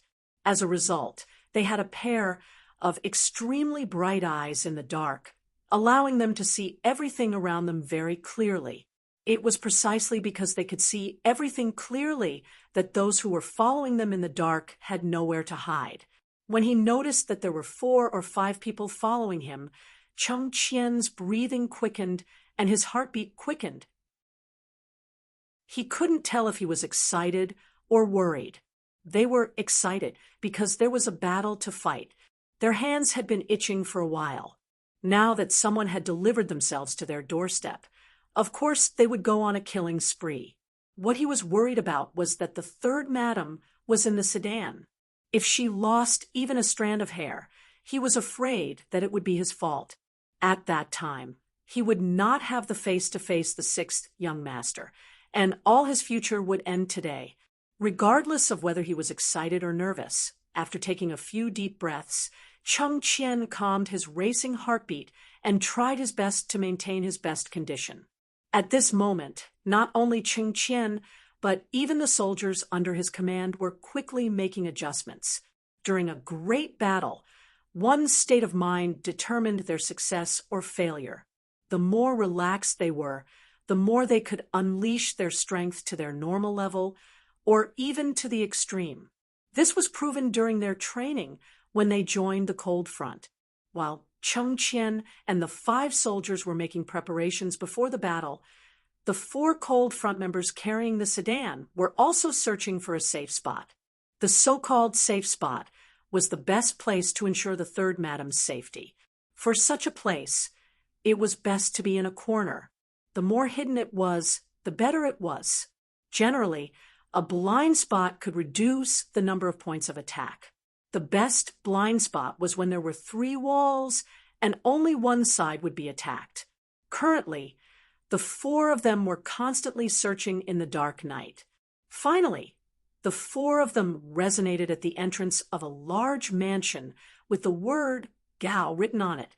For such a large and wealthy family, the entrance of the mansion was very sturdy and wide. If they could hide here, the number of points of attack would be very small. After coming to a consensus, the 4 of them began to quicken their pace. Cheng Qian and the other 5 also protected them as they quickly moved toward the Gao Mansion's entrance. Their sudden acceleration and abnormal behavior attracted the attention of the people who were secretly following them. This time, in order to hit the target with one strike, more than 20 people in the city were responsible for the follow-up work nearby. More than 30 people were lying in ambush on the only way to the Yang village outside the city. They had found the best place to fight. When there were open mountains all around, they believed that they could catch their target, Madame Snow. Whether it was because they had underestimated the enemy or because they were overconfident, after Liu San arranged everything, he took 2 of his trusted subordinates to a brothel and began to have fun. In his opinion, with such a delicate arrangement, Madame Snow would be captured easily. Perhaps it wouldn't be long before this fairy-like woman would appear beside his bed. Because of their carelessness, they did not go to the scene to give orders. When Cheng Qian and the others suddenly changed their behavior, more than 20 people in charge of this part of the city were dumbfounded. They did not understand how the enemy had discovered them. They also did not know what to do next. Should they take action, wait and see, or wait for an opportunity? While these people were still at a loss, Cheng Qian had already made the decision to fight back. He took the initiative to strike, first to gain the upper hand. When the sedan came to the stone pillar beside the Gao Mansion's entrance, the 4 Lung Feng who carried the sedan quickly took off the 95 style from their backs. Then, they stood next to each other in the only blind spot where they could attack. They blocked the sedan as a human shield just in case Madame Wei Sen was safe. When the 4 of them had finished all this, Cheng Qian had already given the order to shoot. However, the first shot was not aimed at the enemy, but at the lanterns hanging high in the street. Bang! In such a quiet night, the gunshot was so clear and soul-shaking. With one shot, a lantern hanging high in the sky fell to the ground, making the place dark. Bang, bang, bang. Gunshots rang out one after another. One after another, lanterns fell from the sky, causing the street that was originally visible to the naked eye to suddenly plunge into darkness. It really made people feel like they could not even see their own fingers in front of them. Under the gunshots, the sparse crowd on the street was immediately agitated. They covered their ears and ran around like headless flies, trying to relieve the fear and dread in their hearts. In contrast, the assassins who were prepared to follow them did not run around in all directions. However, the sudden darkness still stunned them and caught them off guard. When their vision turned completely dark, their habit prevented them from regaining their vision in a short period of time. The only thing they could do was to stay put and wait for their retina to recover from the situation in front of them. However, it was at this moment that Cheng Qian and the others made their move. With the help of the advanced night vision goggles, they immediately locked onto the people who were following them. Then they slowed down their breathing and exhaled slowly. After testing the direction of the wind, they focused their eyes and placed the index finger of their right hand on the trigger. Then they gently moved it. Spinning bullets flew out from the barrel of the gun.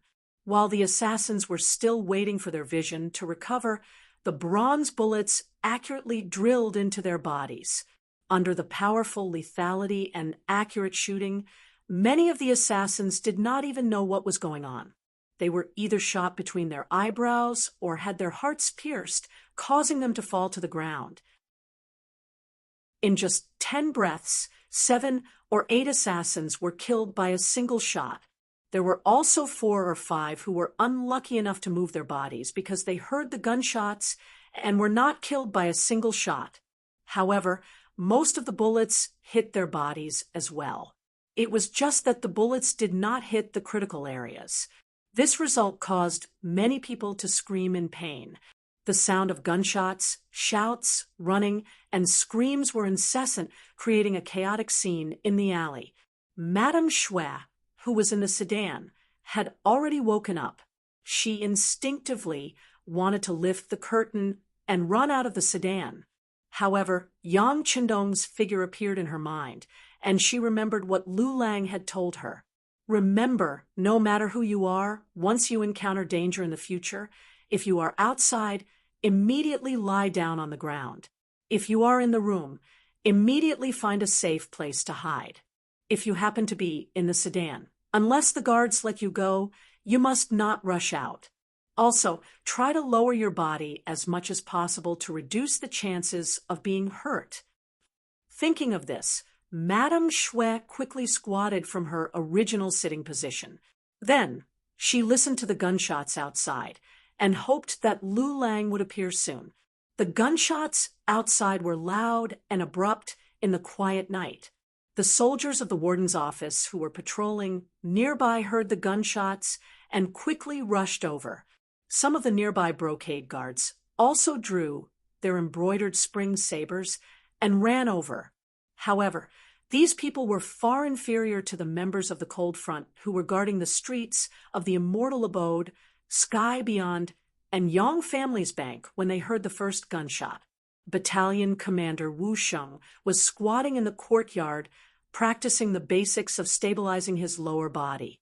However, when he heard the first gunshot, his camouflage jacket was already in his hand. Then he heard the faint sound of gunshots. He whistled, and a platoon of 30 Cold Front members quickly gathered. You're tuning in to the Mystic Fist YouTube channel.